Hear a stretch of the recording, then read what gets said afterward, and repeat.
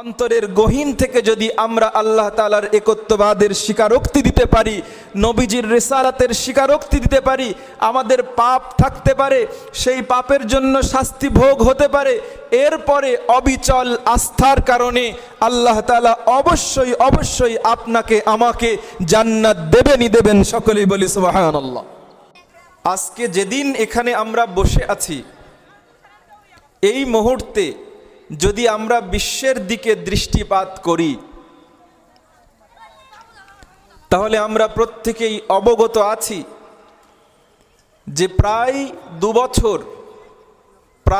দু বছর আল্লাহ রাব্বুল আলামিনের অদৃশ্য সৈন্যবাহিনী দ্বারা আল্লাহ তাআলা তার বান্দাদেরকে এমনভাবে আক্রান্ত করেছেন যে গোটা বিশ্ব পর্যদস্ত হয়ে গেছে। ঠিক না ভাই?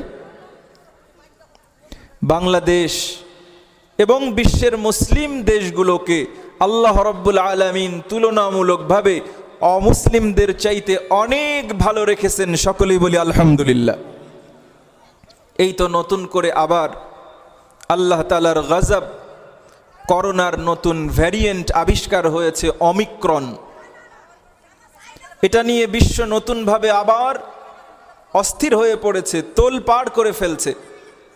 আল্লাহ রাব্বুল আলামিন এই কঠিন সময়ে আমাদেরকে, আয়োজক কমিটিকে এই ধরনের একটি আয়োজন করার সুযোগ এবং তৌফিক দান করেছেন।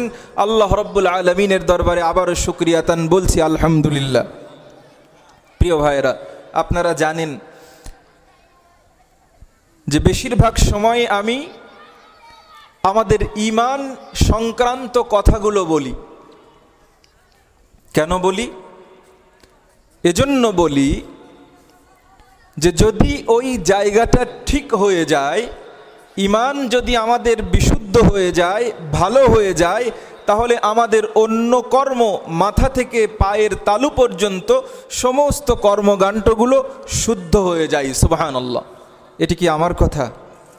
রাসূলুল্লাহ সাল্লাল্লাহু আলাইহি ওয়াসাল্লাম সহিহ সুন্নাহয় বলেছেন, আলা ইন্না ফিল জাসাদি মুযগাতান ইযা সালুহাত সালুহাল জাসাদু কুল্লু ওয়া ইযা ফাসাদাত ফাসাদাল জাসাদু কুল্লু আলা ওয়াহিয়াল কলব। নবীজি বলেছেন, মানব দেহে এমন একটি গোশতপিণ্ড রয়েছে, যদি সেইটি যদি ভালো হয়ে যায় তাহলে তার সমস্ত কর্মকাণ্ড বিশুদ্ধ এবং সুন্দর হয়ে যায়। আর যদি ওই গোশতপিণ্ড বিশৃঙ্খল হয়ে যায়, অসুস্থ হয়ে যায়, তার সমস্ত কর্মকাণ্ডগুলো বিশৃঙ্খল এবং অসুস্থ হয়ে যায়। নবীজি বললেন, জেনে রেখো, আর সেটি হলো অন্তর, কলব। আর প্রিয় ভাইরা, ঈমান তার সমস্ত প্রভাব মূলত কলবের উপরে, অন্তরের উপরে। যদি আমরা সাহাবায়ে কেরামের দিকে তাকাই, ইসলাম পূর্ব তাদের জীবন যদি আমরা সামনে রাখি, ইসলামের পূর্বে সাহাবায়ে কেরাম অজস্র অগণিত গোনা, খাতা, পাপ, পঙ্কিলতা, মাদকতা সহ নানা রকম অপরাধে জর্জরিত ছিল। রাসূলুল্লাহ সাল্লাল্লাহু আলাইহি ওয়াসাল্লাম ঈমান নামক এমন সফটওয়্যার সাহাবায়ে কেরামের অন্তরে সেটআপ দিয়ে দিলেন। যেদিন ঈমান নামক সফটওয়্যার সেটআপ হয়ে গেল, এটার প্রভাবে আগের দিনের পর্যন্ত সমস্ত কর্মকাণ্ড নস্যাৎ হয়ে গেল। একটা দিনের জন্য, একটা বারের জন্য সাহাবায়ে কেরাম তাদের পূর্বের অন্যায় কর্মে ফিরে যান নাই। সকলেই বলি সুবহানাল্লাহ। এজন্য যত আউলিয়ায়ে কেরাম, যত সুফি, দরবেশ, মাশায়েখ এবং দাঈ ছিলেন, যত শায়েখ মাশায়েখ এসেছেন, প্রত্যেকের মেহনত ছিল কলবের উপরে, অন্তরের উপরে। কারণ যদি ওই জায়গাটা ঠিক হয়ে যায়, ওই জায়গাটা যদি ভালো হয়ে যায়, তাহলে তার সমস্ত কর্মকাণ্ড সুন্দর হয়ে যাবে। ওই জায়গাটা হলো গ্রহণের জায়গা। যদি তার অন্তরে গ্রহণের জায়গা তৈরি হয়ে যায়, এরপরে আল্লাহ তাআলার আদেশগুলো সেখানে স্থির থাকবে এবং তা কর্মে রূপান্তরিত হবে। আর যদি ওই জায়গাটা সুস্থির না হয়, সুন্দর না হয়, একটা চমৎকার প্ল্যাটফর্ম তৈরি না হয়, তাহলে আমরা যত কথাই বলি না কেন, যত সুন্দর করেই বলি না কেন, যত দলিল প্রমাণ যুক্তি বিচার দিয়েই বলি না কেন, শুনতে খুব ভালো লাগবে, কিন্তু অন্তরে সেইটা স্থান হবে না, ওই প্ল্যাটফর্মে সেইটা অবস্থান করতে পারবে না, এবং এর দ্বারা মানুষ উপকৃত হতে পারবে না। এজন্য প্রিয় ভাইরা, আমি যখনই কথা বলি আপনাদের কাছে অনুরোধ করি যে প্রিয় ভাইরা, আসুন যে সময়টুকু আল্লাহ তাআলা আমাদেরকে এখানে বসার তৌফিক দিয়েছেন, এরকম একটা নিয়ত করে বসি যে আমার মাথার উপরে গুনাহের পাহাড় যেন এক্ষুনি ভেঙে পড়বে। আমি যদি একটু নড়ি তাহলে হয়তো ওই পাহাড়টা আমার মাথার উপরে পড়ে আমি মৃত্যুবরণ করব। এবং রাসূলুল্লাহ সাল্লাল্লাহু আলাইহি সাল্লাম হাদিসে বলেছেন এটা, যে ইমানদার ব্যক্তি তার গুনার ব্যাপারে এই অনুভূতি লালন করে, অন্তরের ভিতরে এমনটি ভেবে থাকে যে এত বড় পাহাড় আর আমি পাহাড়ের পাদদেশে নিচে বসে আছি, যদি পাহাড়টা আমার উপরে পড়ে তাহলে তো আমি মৃত্যুবরণ করব। প্রত্যেকটা গুনাহের ব্যাপারে ইমানদারের অনুভূতি ঠিক এই রকম। আর পাপী বান্দা প্রতিটা গুনাহের ব্যাপারে মনে করে যে আমার নাকের ডগায় একটা মশা বসেছে, মাছি বসেছে, এটাকে হাত দিয়ে ইশারা করলে চলে যাবে। এই কারণে সেই মানুষগুলো পাপ থেকে আর বের হতে পারে না। এজন্য প্রিয় ভাইরা, আসুন আমরা একটু নিয়ত করি যে আমরা যতক্ষণ সময় এখানে আল্লাহ তাআলা আমাকে আপনাকে বসার তৌফিক দেন, অযোগ্য এবং অগোছালো যে কথাগুলো আল্লাহ তাআলা আমাদের মুখ থেকে বের করেন, এই কথাগুলো সর্বপ্রথম আলোচক হিসেবে আমি এবং আমার নসিহত উপদেশ গ্রহণের কারণ হোক, এরপরে আমার শ্রোতাবৃন্দকে কোরআন এবং সুন্নাহর এই কথাগুলো থেকে আল্লাহ তাআলা উপকৃত হওয়ার তৌফিক দান করেন। সকলেই বলি আল্লাহুম্মা আমিন। প্রিয় ভাইরা, আজকে আমি বিষয় নির্ধারণ করেছি খুব সংক্ষিপ্ত তবে প্রয়োজনীয়। বিষয়টি হলো ইবাদত কবুলের শর্ত এবং তার প্রতিদান। তাহলে আজকের আলোচ্য বিষয় হলো ইবাদত কবুলের শর্ত আর ইবাদত করতে পারলে তার পুরস্কার। এ ব্যাপারে কোরআন এবং সুন্নাহর সুবিশাল দিক নির্দেশনা রয়েছে, তার মধ্যে যতটুকু আল্লাহ তাআলা বলার তৌফিক দান করেন, ওমা তৌফিকি ইল্লা বিল্লাহ। আল্লাহ রাব্বুল আলামিন কোরআনুল কারীমে আমাদেরকে আদেশ দিয়েছেন, ওমা আতাকুমুর রাসূলু ফাখুযুহু ওমা নাহাকুম আনহু ফান্তাহু। কোরআনুল কারীমের দ্বারা, কোরআনুল কারীমের মাধ্যমে আল্লাহ তাআলা নবীজিকে যা দিয়েছেন সেগুলোকে তোমরা মান্য করো, ওয়ামা নাহাকুম আনহু ফান্তাহু, আর রাসূলুল্লাহ সাল্লাল্লাহু আলাইহি সাল্লাম যে বিষয়গুলো থেকে আমাদেরকে নিষেধ করেছেন তা থেকে বিরত থাকো। আল্লাহ তাআলা ইবাদতের ব্যাপারে কোরআনুল কারীমে বলেছেন, ওয়ামা খালাকতুল জিন্না ওয়াল ইনসা ইল্লা লিয়াবুদুন। আমি সমগ্র মানুষ এবং জিন জাতিকে তৈরি করেছি কেবলমাত্র আল্লাহ তাআলার ইবাদত করার জন্য। সকলেই বলি সুবহানাল্লাহ। ইবাদত শব্দের অর্থ কি? আজকের দিনে আমাদের এই প্রজন্মকে যদি ইবাদত সম্পর্কে জিজ্ঞাসা করা হয়, তারা বলবেন 5 ওয়াক্ত নামাজ, রমাদানের রোজা, জিকির আজকার করা, এগুলো হলো ইবাদত। যে এই উত্তর দেবে তার উত্তরের সঙ্গে আমি সহমত পোষণ করলাম যে সে ঠিক বলেছে, কিন্তু ইবাদতের সংজ্ঞায় আরেকটু সংযোজন করতে হবে। সেটা হলো আল্লাহ তাআলা যা আদেশ দিয়েছেন, আল্লাহ তাআলা যা নিষেধ করেছেন, রাসূলুল্লাহ সাল্লাল্লাহু আলাইহি ওয়াসাল্লাম সেই আদেশকে যেভাবে পালন করেছেন, সেই নিষেধকে যেভাবে বারণ করেছেন, বিরত থেকেছেন, সেইভাবে আল্লাহর আদেশগুলো মানা, নিষেধ থেকে বিরত থাকার নামই হলো ইবাদত। আর আল্লাহ তাআলার আদেশ হলো, আমি মানুষ এবং জিন জাতিকে ইবাদতের জন্য তৈরি করেছি।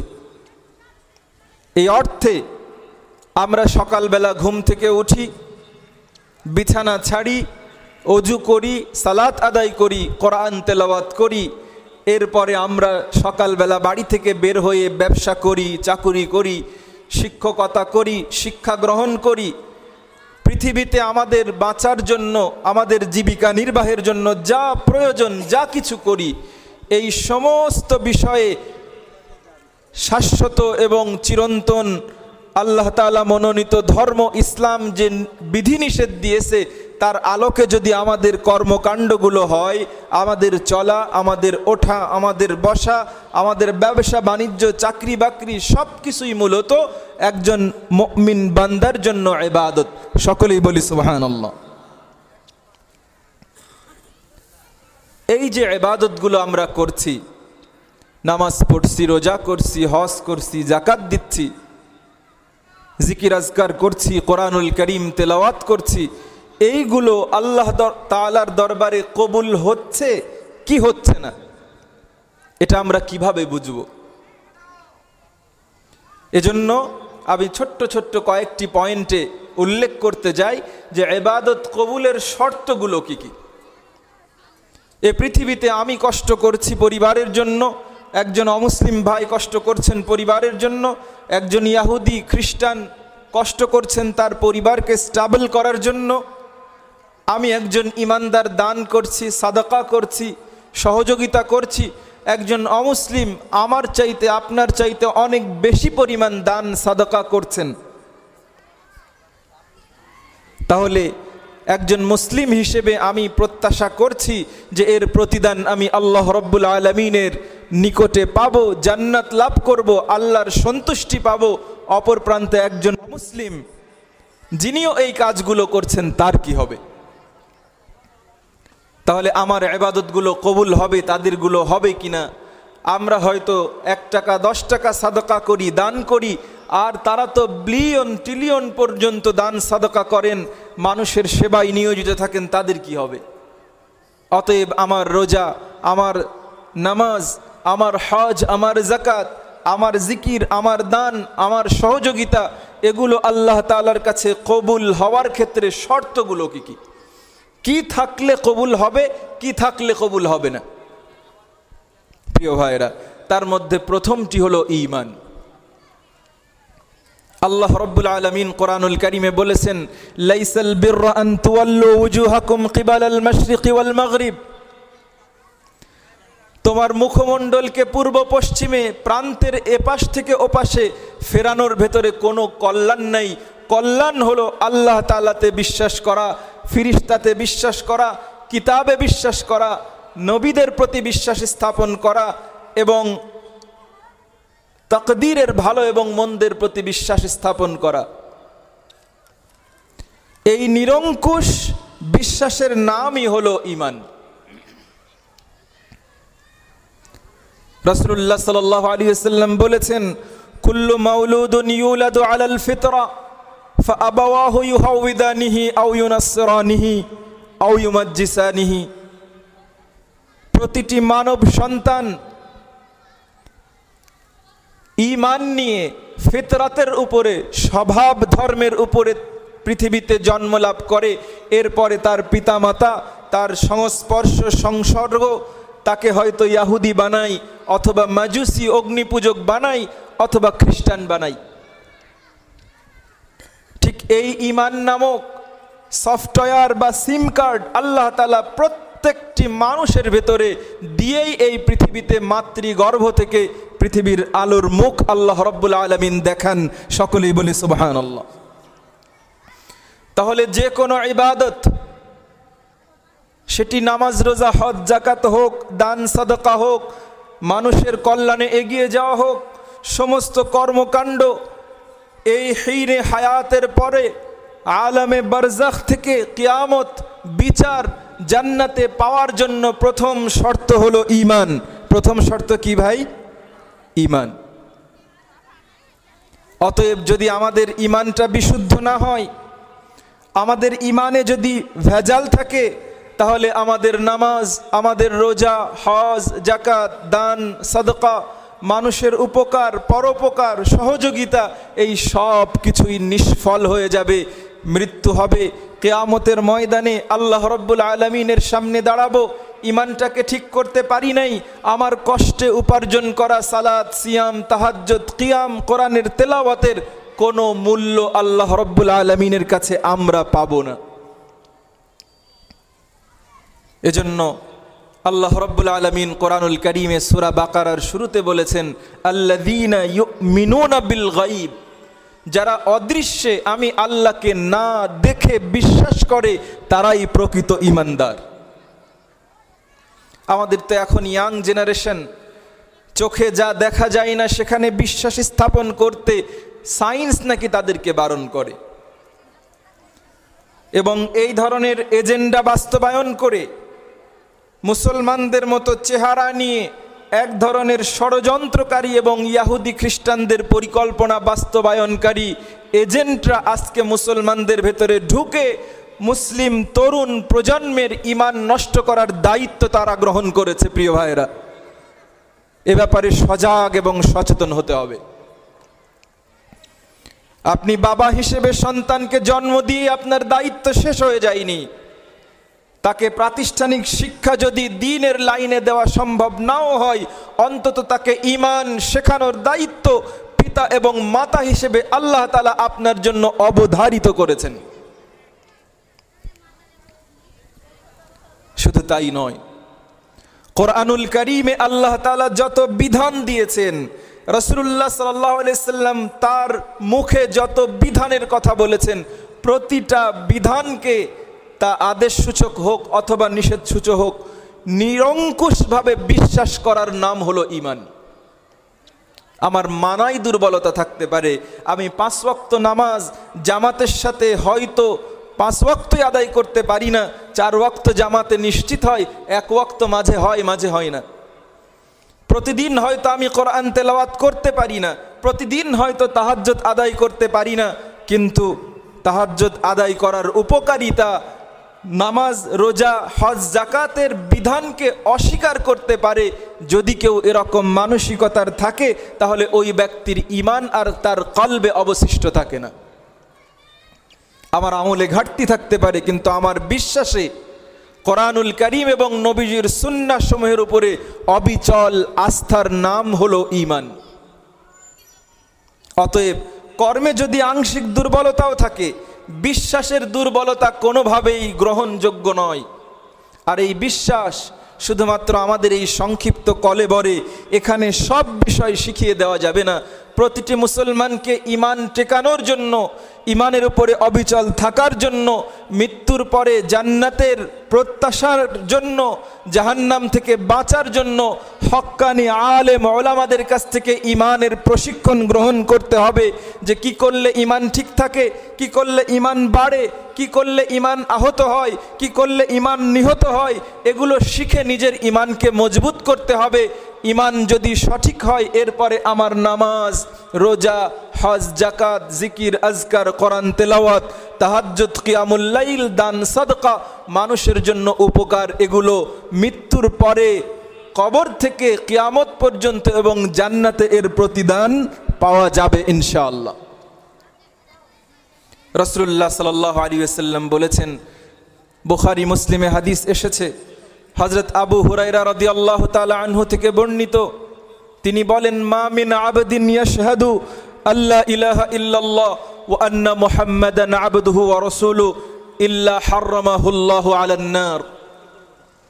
যদি কোনো ব্যক্তি, যদি কোনো বান্দা অন্তরের গভীর জায়গা থেকে এই সাক্ষ্য দিতে পারে যে আল্লাহ তাআলা ব্যতীত কোনো মাবুদ নাই, আল্লাহ তাআলা ছাড়া অন্য কারো কাছে মাথা নত করা যায় না, অন্তরের চূড়ান্ত ভক্তি দেওয়া যায় না, তার ছাড়া অন্য কারো ইবাদত করা যায় না, আর মুহাম্মাদুর রাসূলুল্লাহ সাল্লাল্লাহু আলাইহি ওয়াসাল্লাম আল্লাহ রাব্বুল আলামিনের চূড়ান্ত মনোনীত নির্বাচিত শেষ নবী এবং রাসূল, এই বিশ্বাস যদি কেউ করে, তাহলে রাসূলুল্লাহ সাল্লাল্লাহু আলাইহি সাল্লাম বলেছেন আল্লাহ তাআলা ওই ব্যক্তির উপরে জাহান্নামের আগুনকে হারাম করে দেবেন। সকলেই বলি সুবহানাল্লাহ।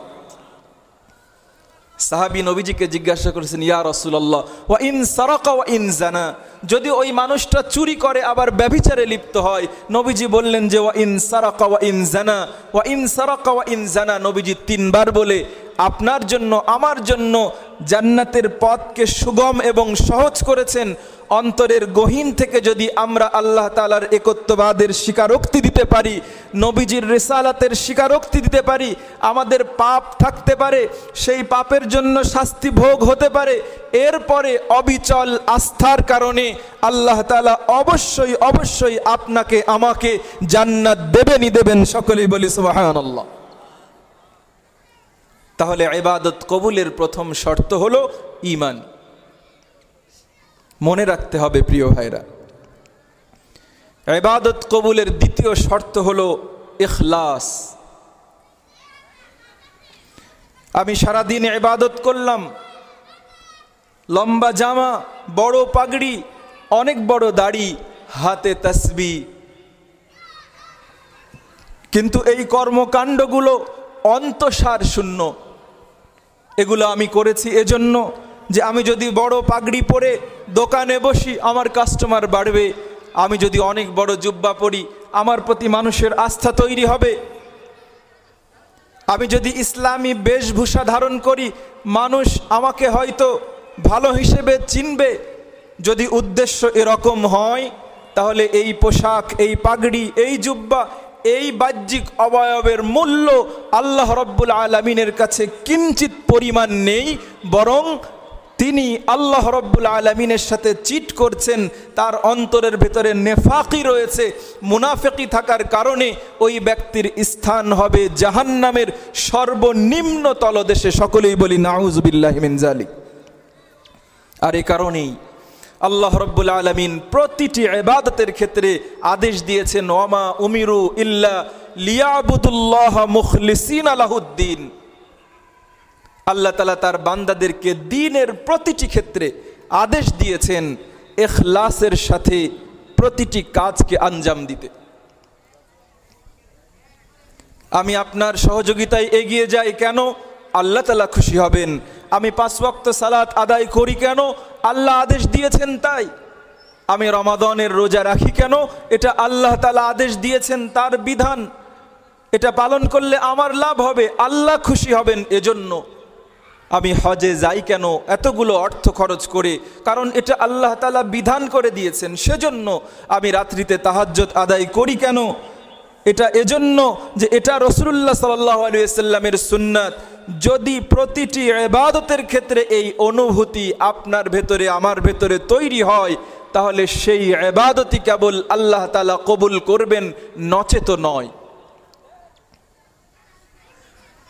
আল্লাহ তাআলা কোরআনুল কারীমে বলেছেন ইন্না সলাতি ওয়া নুসুকি ওয়া মাহইয়ায়া ওয়া মামাতি লিল্লাহি রাব্বিল আলামিন। হে নবী, আপনি বলে দিন নিশ্চয় আমার নামাজ, আমার সমস্ত কোরবানি, আমার জীবন এবং মৃত্যু রব্বুল আলামিনের জন্য, অন্য কারো জন্য নয়। এ ব্যাপারে রাসূলুল্লাহ সাল্লাল্লাহু আলাইহি ওয়াসাল্লাম থেকে অনেক হাদিস এসেছে। হযরতে আবু হুরায়রা রাদিয়াল্লাহু তাআলা আনহু, তিনি তখন সিরিয়ার প্রাদেশিক গভর্নর, আজও সেই দেশের নাম সিরিয়া। তিনি সেখান থেকে বিদায় নিচ্ছেন। মানুষেরা তাকে ধরেছে যে মুহতারাম, আপনি আজকে আমাদেরকে এমন একটি হাদিস বর্ণনা করেন, আমাদেরকে এমন একটি উপদেশ দিন যা আপনি রাসূলুল্লাহ সাল্লাল্লাহু আলাইহি ওয়াসাল্লাম থেকে শুনেছেন। হযরত আবু হুরায়রা রাদিয়াল্লাহু তাআলা আনহু বললেন যে হ্যাঁ, তোমাদেরকে আমি একটা হাদিস শোনাবো। আবু হুরায়রা রাদিয়াল্লাহু তাআলা আনহু বললেন, কিয়ামতের কঠিন সময় যখন ঘনীভূত হবে, ময়দানে মাহশার যখন কায়েম হয়ে যাবে, সর্বপ্রথম যার বিচার কার্য শুরু হবে সে হবে একজন মুজাহিদ। আল্লাহর জন্য, আল্লাহর দ্বীনকে বিজয়ী করার জন্য শত্রুর সঙ্গে লড়াই করতে করতে নিজের সবচাইতে মূল্যবান সম্পদ জীবনটাকে যে আত্মহুতি দিয়েছে, বিসর্জন দিয়েছে, আল্লাহর রাস্তায় জিহাদ করে শহীদ হয়েছে, এই রকম একজন মানুষের বিচার কার্য দিয়ে বিচার শুরু হবে। তাকে আনা হবে, আল্লাহ রব্বুল আলামিন তার স্মৃতি ফিরিয়ে দেবেন। আল্লাহ তাআলা এই পৃথিবীতে যত নিয়ামত ওই মুজাহিদকে দিয়েছিলেন সব আল্লাহ তাআলা স্মরণের তৌফিক দেবেন। সব কথা মনে পড়ে যাবে যে পৃথিবীতে আমি এই করেছিলাম, এটা পেয়েছিলাম, এতটুকু সম্পদের অধিকারী ছিলাম, এই পরিমাণ সম্মানের অধিকারী ছিলাম, সব কথা তার মনে পড়ে যাবে। তখন আল্লাহ তাআলা বলবেন, তাকে জিজ্ঞাসা করবেন, আমি যে তোমাকে এই এই নিয়ামত দিয়েছিলাম তার বিনিময়ে তুমি কি করেছিলে? তখন সেই শহীদ আল্লাহ রব্বুল আলামিনের দরবারে জবাব দেবে, রব্বুল আলামিন, আমি পৃথিবীতে আপনার নিয়ামত সমূহ পেয়ে আপনার নিয়ামতের কৃতজ্ঞতা আদায় করেছি, শেষ প্রান্তে এসে আপনার দ্বীনকে বুলন্দ করার জন্য, আপনার দ্বীনের প্রতিষ্ঠার জন্য আমি আমার জীবনের নিজের সত্তাকে বিসর্জন দিয়েছি, আপনার পথে নিজের জীবনকে শহীদ হিসেবে উৎসর্গ করে দিয়েছি রব্বুল আলামিন। আল্লাহ রব্বুল আলামিনের পক্ষ থেকে জবাব আসবে, কাযাবতা, মিথ্যে কথা বলেছো তুমি। ফাউমিরা বিহি, এরপরে আল্লাহ রব্বুল আলামিনের পক্ষ থেকে তাকে আদেশ দেওয়া হবে, ফাহুসিবা আলা ওয়াজহিহি সুম্মা হাত্তা উলকিয়া ফিন্নার। আল্লাহ তাআলা তাকে তার ব্যাপারে ফয়সালা দেবেন, তাকে উপর করে মুখের উপরে ছেঁচড়ে সামনে অগ্রসর করো, এরপরে তাকে জাহান্নামে ফেলে দাও। সকলেই বলি নাউযু বিল্লাহি মিন যালিক। দ্বিতীয় পর্যায়ে বিচার কার্য শুরু হবে একজন আলেম এবং কারির, যিনি তার জীবনের পুরোটা সময় ব্যয় করেছেন ইলমের পেছনে, আল্লাহর দ্বীন শিখিয়েছেন, আল্লাহর ওহির ইলম মানুষদের মাঝে বিলিয়েছেন, ছাত্র তৈরি করেছেন, মুহাদ্দিস তৈরি করেছেন, অজস্র অগণিত শিক্ষিত মানুষের হাতে দ্বীনের মশাল তুলে দিয়েছেন। তার বিচার শুরু হবে। তাকেও আল্লাহ তাআলা স্মৃতি ফিরিয়ে দেবেন, তার অতীতের সব কথা মনে পড়ে যাবে। আল্লাহ তাআলা জিজ্ঞাসা করবেন, বান্দা, তোমাকে আমি এই নিয়ামত দিয়েছিলাম, আলেম করেছিলাম, তার বিনিময়ে তুমি কি করেছো? আলেম জবাব দেবে, মালিক, আপনার দেয়া নিয়ামতের সর্বোচ্চ সদ্ব্যবহার করেছি, মানুষদেরকে দ্বীন শিখিয়েছি, মানুষদেরকে আপনার প্রিয় হাবিবের কথা বর্ণনা করে করে মানুষদেরকে হেদায়েতের পথ দেখিয়েছি রব্বুল আলামিন, এটাই আমি পৃথিবীতে করেছি। আল্লাহ তাআলা বলবেন যে কাযাবতা, মিথ্যে কথা বললে। কারিকে আল্লাহ তাআলা জিজ্ঞেস করবেন, তুমি কি করেছিলে? কারি বলবে, রব্বুল আলামিন আপনার দেওয়া সুললিত কণ্ঠের মাধুর্য দিয়ে আপনার কিতাব থেকে তেলাওয়াত করেছি, মানুষকে বিমোহিত করেছি, এভাবে আপনার বাণীকে গোটা পৃথিবী ব্যাপী ছড়িয়ে দিয়েছি। আল্লাহ রব্বুল আলামিন ওই দিন তাকে বলবেন যে কাযাবতা। ফাউমিরা বিহি ফাহুসিবা আলা ওয়াজহিহি হাত্তা উলকিয়া ফিন্নার। প্রত্যেকের ব্যাপারে আল্লাহ তাআলার সিদ্ধান্ত হবে যে তুমি মিথ্যে বলেছো, অতএব তাকে উপর করে ছেঁচড়ে জাহান্নামে নিক্ষেপ করো। প্রিয় ভাইরা, একটু নিজেদের দিকে আসুন, লক্ষ্য করি যে আমি যে সালাত আদায় করি, আমি যে সিয়াম পালন করি, আমি যে মানুষদেরকে ন্যায়ের পথে ডাকি, আমি যে মানুষদেরকে দ্বীনের দাওয়াত দেই, আমাদের উদ্দেশ্য নষ্ট হয়ে যায় না তো? এই ব্যাধি থেকে একজন আলেম, একজন মুফাসসির, একজন আলোচক, একজন ফকিহ, প্রত্যেকের জন্য শয়তান আলাদা আলাদা সিলেবাস তৈরি করে রেখেছে। প্রিয় ভাইরা, ইন্নাশ শায়তানা ইয়াজরি মিনাল ইনসানি কামাজরাদ দাম। আমাদের হার্ট যেরকম ব্লাড পাঞ্চ করে প্রতি সেকেন্ডে অনেকবার, ঠিক শয়তান আপনার ভেতরে আমার ভেতরে প্রত্যেক ব্লাডের পাঞ্চিংয়ে পাঞ্চিংয়ে কুমন্ত্রণা দিয়ে দিয়ে আমাদেরকে বিপথগামী করার চেষ্টা করে।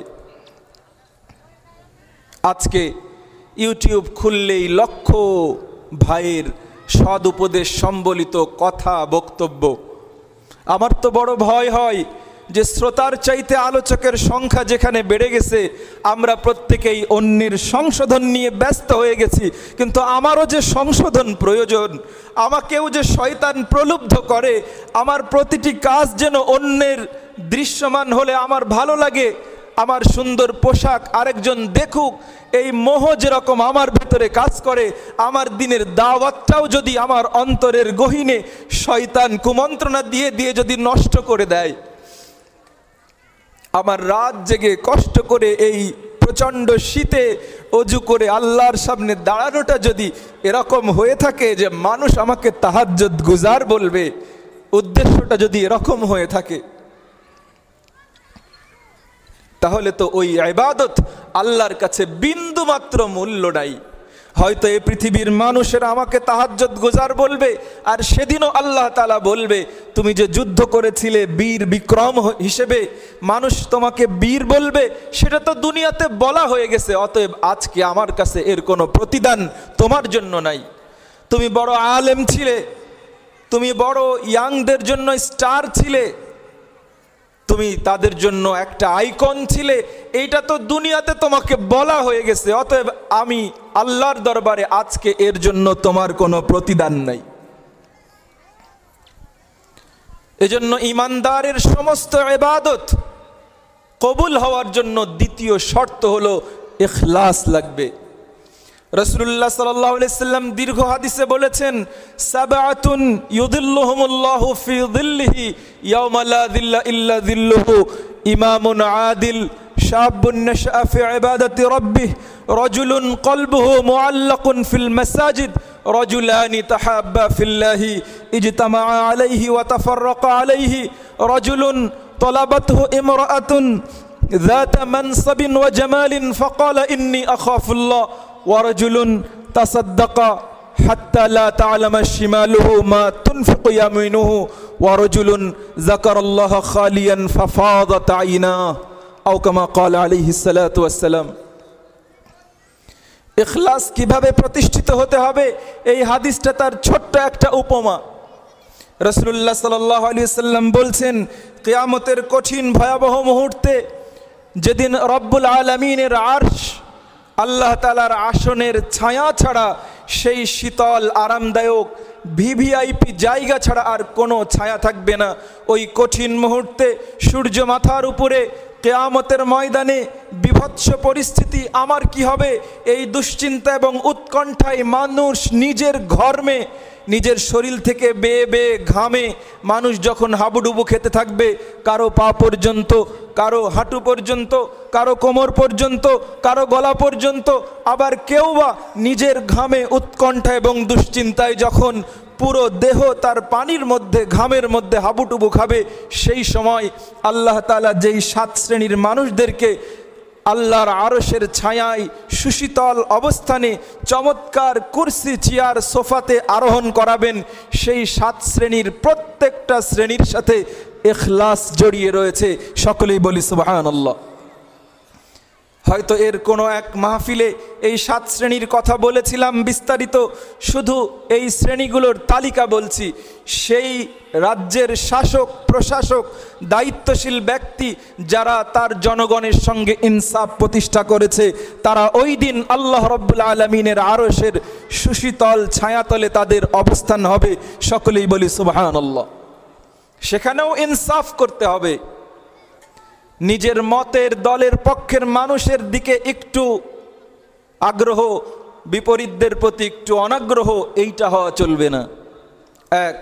2 নম্বর হলো সেই যুবক যে তার যৌবনে তাকে গোটা বিশ্বের সকল প্রান্ত থেকে শুধু গুনাহের দিকে তাকে টানছে। গ্লোবালাইজড হয়েছে গোটা পৃথিবী, অনলাইন দুনিয়া তাকে অন্ধকারে নিয়ে যেতে চায়। সমাজপতিদের হাতে দিন এবং ইসলাম নীতি নৈতিকতা পরিপালনের ব্যবস্থা না থাকার কারণে আজকে প্রতিটি যুবক অন্যায়ের পথে পা বাড়াচ্ছে। মাদকতা, এরপরে হলো ব্যভিচার সহ সমগ্র বিষয়, অন্ধকারের যুগ যখন আমাদেরকে ছেয়ে ফেলেছে, এই সময় যদি তার যৌবনে সে যদি শুধুমাত্র আল্লাহর পথে চলতে পারে, এই যৌবনকালে আল্লাহর কথা স্মরণ করার জন্য আর আল্লাহর কথাগুলো মেনে নেওয়ার জন্য কিয়ামতের কঠিন সময়ে আল্লাহ তাআলা ওই ব্যক্তিদেরকে, ওই যুবকদেরকে আরশের ছায়ায় ছায়া দান করবেন। সকলেই বলি সুবহানাল্লাহ। 3 নম্বর, রাজুলুন কলবুহু মুআল্লাকুন ফিল মাসাজিদ। ওই ব্যক্তিকে আল্লাহ তাআলা আরশের ছায়ায় অবস্থান করাবেন যার অন্তরটা মসজিদের সঙ্গে সংশ্লিষ্ট। সকলেই বলি সুবহানাল্লাহ। সে ব্যবসা করে, বাণিজ্য করে, ক্ষেত ফসলে কাজ করে, তার অন্য অন্য কর্মকাণ্ড করে, কিন্তু কানটা মসজিদে মুয়াজ্জিনের আজানের সঙ্গে সম্পৃক্ত থাকে। কখন যেন মসজিদের মিনারা থেকে আজানের সুর ভেসে আসে, তার কাজ রয়েছে, কাস্টমার রয়েছে, হিসাবের খাতা খোলা রয়েছে, যতটুকু না করলেই নয় এটুকু শেষ করে দৌড়ে মসজিদে চলে যায়। এই ব্যক্তিকেও আল্লাহ তাআলা কিয়ামতের কঠিন দিনে আরশের ছায়ায় ছায়া দান করবেন। সকলেই বলি সুবহানাল্লাহ। রজুলানে তাহাব্বা ফিল্লাহি ওয়াজতামা আলাইহি ওয়া তাফাররাকা আলাইহি। 2 ব্যক্তি যারা কেবল আল্লাহর সন্তুষ্টির জন্য পরস্পরকে ভালোবাসে, দুনিয়ার কোনো স্বার্থ নেই। একজন ইমানদার ভাইকে ভালোবাসলে আল্লাহ খুশি হবেন, তার কল্যাণে এগিয়ে গেলে আল্লাহ খুশি হবেন। এই চেতনা এবং মানসিকতা নিয়ে যারা পরস্পরকে মহব্বত করে, এই মহব্বতকারীদেরকেও আল্লাহ তাআলা কিয়ামতে আরশের ছায়ায় ছায়া দান করবেন। সকলেই বলি সুবহানাল্লাহ। রজুলুন তলাবাতহু ইমরাআতুন যাতা মানসাবিন ওয়া জামালিন। আজকে গ্লোবালাইজড হওয়ার কারণে পৃথিবীতে ব্যভিচার ছড়িয়ে পড়েছে। এই ব্যভিচারের প্রচণ্ড রমরমা বাজারের ভেতরে এমন যুবক, এমন যুবতী যে তার বিপরীত লিঙ্গের মানুষ তাকে অন্যায়ের পথে আহ্বান করেছে। চরম মুহূর্তে, জেনার কঠিন সন্ধিক্ষণে, ব্যভিচারের কঠিন মুহূর্তে সে যদি অন্তত আল্লাহর ভয়ে ব্যভিচারের এই অপকর্ম থেকে নিজেকে বাঁচাতে পারে, তাহলে ওই তরুণ, ওই তরুণী, ওই যুবক, ওই যুবতীকে আরশের ছায়ায় আল্লাহ তাআলা সেদিন সম্মানের চেয়ার দান করবেন। সকলেই বলি সুবহানাল্লাহ। রজুলুন তাসাদ্দাকা ফাআখফা হাত্তা লা তা'লামা শিমালুহু মা তুনফিকু ইয়ামিনু। এমন ব্যক্তি যে দান করে, মসজিদের মাইকে ঘোষণা হলো অমক ব্যক্তি, অমক ব্যবসায়ী, অমক দানবীর এত লক্ষ টাকা মাহফিলের জন্য দিয়েছে, অনেক বড় মারহাবা, তার জন্য বারবার দোয়ার মধ্যে তাকে স্মরণ করানো হয়। ইখলাস কি জিনিস নবীজি বোঝানোর জন্য বলছেন যে আল্লাহর পথে দান করে এমনভাবে, এমন সংগোপনে, গোপনীয়তা রক্ষা করে যে তার ডান হাত যা দান করে বাম হাত জানে না। এর অর্থ এই নয় যে বাম হাতকে খুলে ফেলতে হবে। গোপনে মানুষের চাহিদা কি, প্রয়োজন কি, কার দরকার, এগিয়ে গিয়ে দান করে। চাওয়ার জন্য দেয়, চাওয়ার জন্য দিলে অসুবিধা নেই, কিন্তু অত্যন্ত খোঁজ রাখে যে আমার প্রতিবেশী, আমার রক্ত সম্পর্কীয় আত্মীয়, তার অভাব চলছে, তার সময়টা ভালো যাচ্ছে না, চাকরিটা ছিল হারিয়ে গেছে, অসুস্থ মানুষ, চিকিৎসার ব্যয়ভার বহন করতে পারছে না, যাই একটু তার কাছে এগিয়ে যাই। এভাবে যারা সাদকা করে, দান করে, আল্লাহ তাআলা তাদের জন্য কিয়ামতের কঠিন ভয়াবহ মুহূর্তে আল্লাহর আরশের নিচে ছায়া দান করবেন। সকলেই বলি সুবহানাল্লাহ। আর 7 নম্বর, রজুলুন যাকারাল্লাহ খালিয়ান ফাফাজাত আইনাহ। একজন মানুষ নিজের অন্যায়ের কথা যখন মনে হয়ে যায়, নিজের গুনাহের কথা যখন মনে হয়ে যায়, তার যৌবনের পাপগুলো যখন তাকে পিছু তাড়া করে, যে সে সময় আমার বুঝ ছিল না, আমি ভুল করে অন্যায় পথে পা বাড়িয়ে ফেলেছিলাম, মাদকতায় জড়িয়ে গিয়েছিলাম, অনৈতিক অবৈধ সম্পর্কে জড়িয়ে গিয়েছিলাম। এই অন্যায়, ভুল, পাপগুলোর কথা যখন মনে হয়, একাএকি থাকে, রাত্রিতে তাহাজ্জুদের সালাতে দাঁড়িয়ে অথবা মোনাজাতে অথবা সিজদায় অবনত হয়ে তার অন্যায় ভুল ত্রুটিগুলোর কথা মনে পড়ে, আর অঝোর নয়নে যখন তার চোখ দিয়ে অশ্রু ঝরতে থাকে, আল্লাহ রাব্বুল আলামিন তার প্রিয় হাবিবের মাধ্যমে সুসংবাদ দিচ্ছেন, যদি কোনো পাপের ব্যাপারে কারো অনুভূতি এরকম হয়, আল্লাহ তাআলার কাছে ফিরে আসে, তাহলে ওই ব্যক্তিকেও আল্লাহ তাআলা সম্মান দিয়ে কিয়ামতের কঠিন ভয়াবহ মুহূর্তে আল্লাহ তাআলা আরশের ছায়ায় তাদেরকে ছায়া দান করবেন। সকলেই বলি সুবহানাল্লাহ। এই যে 7টা শ্রেণীর কথা বলা হলো, প্রতিটি কাজ ইখলাসের নমুনা বহন করে। এই কাজগুলো এত সহজ নয়। আমি ন্যায় বিচার প্রতিষ্ঠা করব, যৌবনে আল্লাহর কথা স্মরণ করব, হিংসা বিদ্বেষ যখন ছড়ে পড়েছে সেই মুহূর্তে আরেকজন ভাইকে কেবল আল্লাহর সন্তুষ্টির জন্য ভালোবাসবো, এইগুলা কিন্তু এত সহজ কাজ নয়। যদি এই কাজগুলো আমরা ইখলাসের সাথে আল্লাহর সন্তুষ্টির জন্য করতে পারি, তাহলে আল্লাহ তাআলা অবশ্যই আমাদেরকে ভয়াবহ মুহূর্তে আল্লাহ তাআলা পরিত্রাণের ব্যবস্থা করবেন এবং তার আরশের ছায়ায় আমাদেরকে সম্মানিত এবং ছায়াদান করবেন। সকলেই বলি সুবহানাল্লাহ। তাহলে ইবাদত কবুলের প্রথম শর্ত হলো ঈমান, দ্বিতীয় শর্ত হলো ইখলাস। নিষ্ঠার সাথে করতে হবে, আল্লাহর সন্তুষ্টি অর্জনের জন্য করতে হবে। দুনিয়ার কে দেখলো আর কে দেখলো না। অনেক সময় আমরা মনে করি যে আজকে আমি ফজরের নামাজে এসেছি, মানুষজন দেখুক। এই যে অনুভূতি, এটাই তো রিয়া, আর এটা মুনাফিকদের আচরণ। ইউরাউনান নাস ওয়ালা ইয়াযকুরুনাল্লাহা ইল্লা কালিলা। মুনাফিকরা যখন নামাজে আসতো তখন তাদের অভ্যন্তরে অনুভূতি থাকতো যে মানুষেরা আমাকে দেখুক। আল্লাহ তাআলা বলেছেন যে তারা আসলে মানুষদেরকে দেখানোর জন্য ইবাদত করে, প্রকৃতপক্ষে অন্তরে আল্লাহ তাআলাকে খুব কমই স্মরণ করে, আল্লাহর সন্তুষ্টির জন্য আল্লাহর বিধান বিবেচনা করে খুব কম করে। অতএব নামাজ হোক, রোজা হোক, হজ হোক, যাকাত হোক, দান হোক, সাদকা হোক, কিয়ামুল লাইল হোক, তাহাজ্জুদ হোক, পাগড়ি হোক, জুব্বা হোক, দাড়ি হোক, টুপি হোক, এইগুলোর ভেতরে যদি আল্লাহ ছাড়া অন্য কোনো উদ্দেশ্য নিহিত থাকে, তাহলে ওই ইবাদত সমূহ বরবাদ, আর এর বিনিময়ে মৃত্যুর পরে কিয়ামতে আল্লাহর দরবারে কিচ্ছুই পাওয়া যাবে না। এজন্য সমস্ত ইবাদতের আগে আমাদের অন্তরগুলোকে আল্লাহ তাআলা ইখলাস দ্বারা ভরপুর করে দেন। সকলেই বলি আল্লাহুম্মা আমিন। ইবাদত কবুল হওয়ার 3 নম্বর শর্ত ইত্তিবাউ সুন্নতি নবিয়িনা সাল্লাল্লাহু আলাইহি ওয়াসাল্লাম। ইবাদত হতে হবে রাসূলুল্লাহ সাল্লাল্লাহু আলাইহি ওয়াসাল্লামের সুন্নাহ মোতাবেক।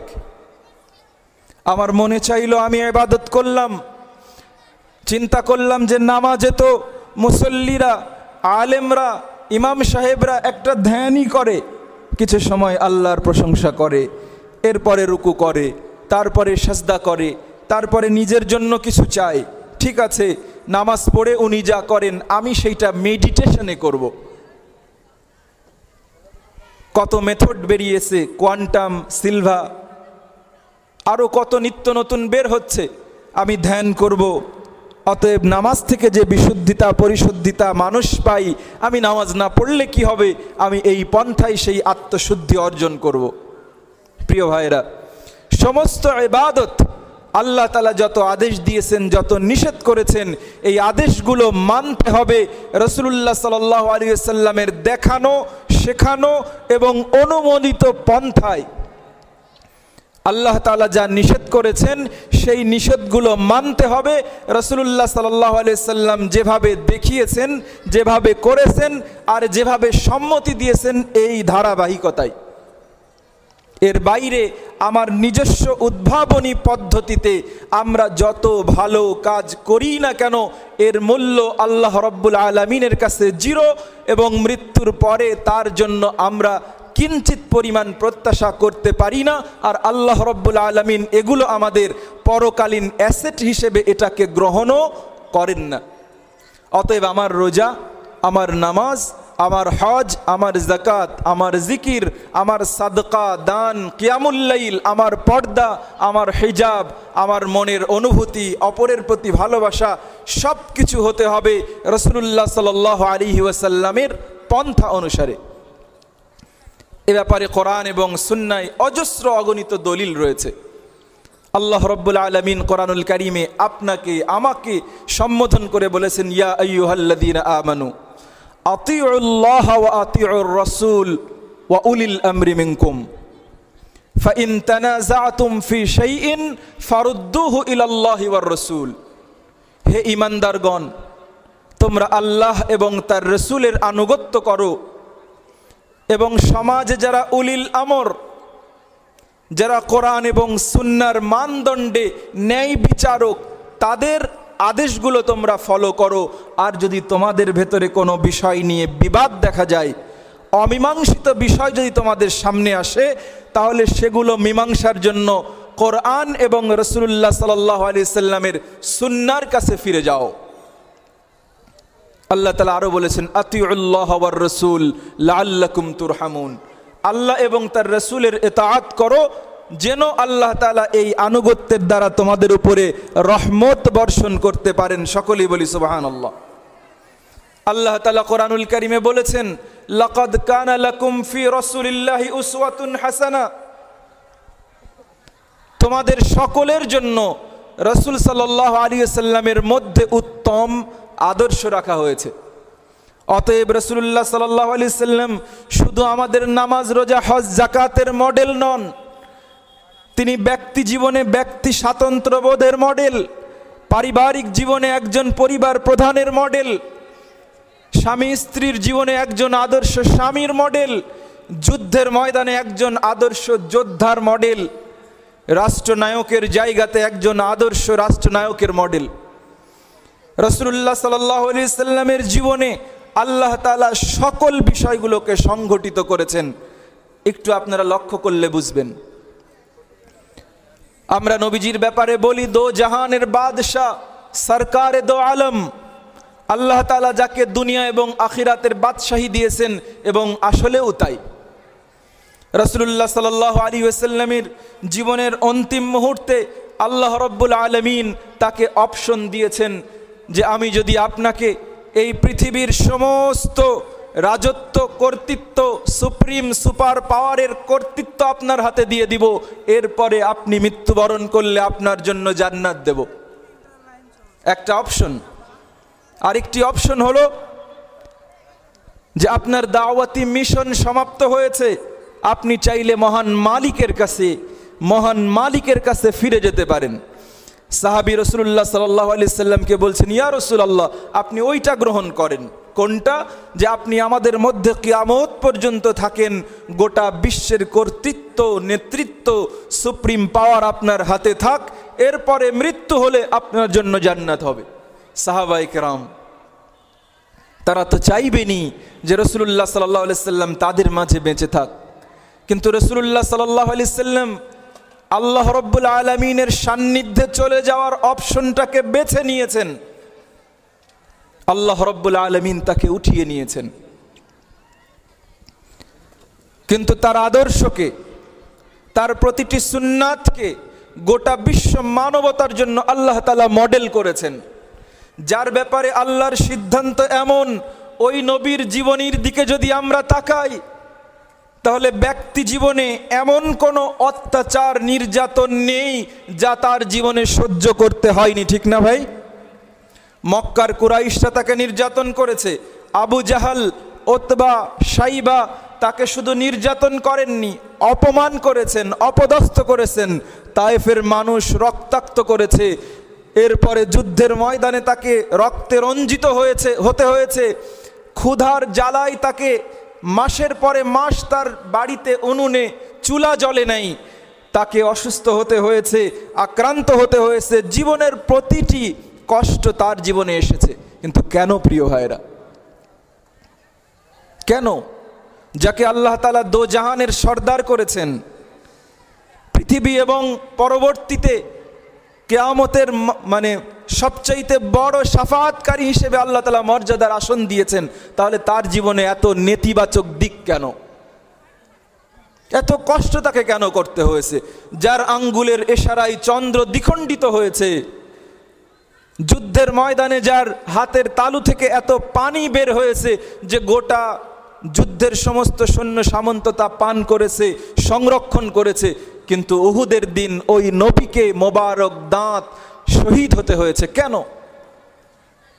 নবীজির অন্তিম মুহূর্তে জ্বর, সাহাবী আসলেন, নবীজির কপালে হাত দিলেন, ইয়া রাসূলুল্লাহ আপনার এত জ্বর? রাসূলুল্লাহ সাল্লাল্লাহু আলাইহি সাল্লাম বললেন যে হ্যাঁ, তোমাদের দ্বিগুণ আমাকে দেওয়া হয়েছে।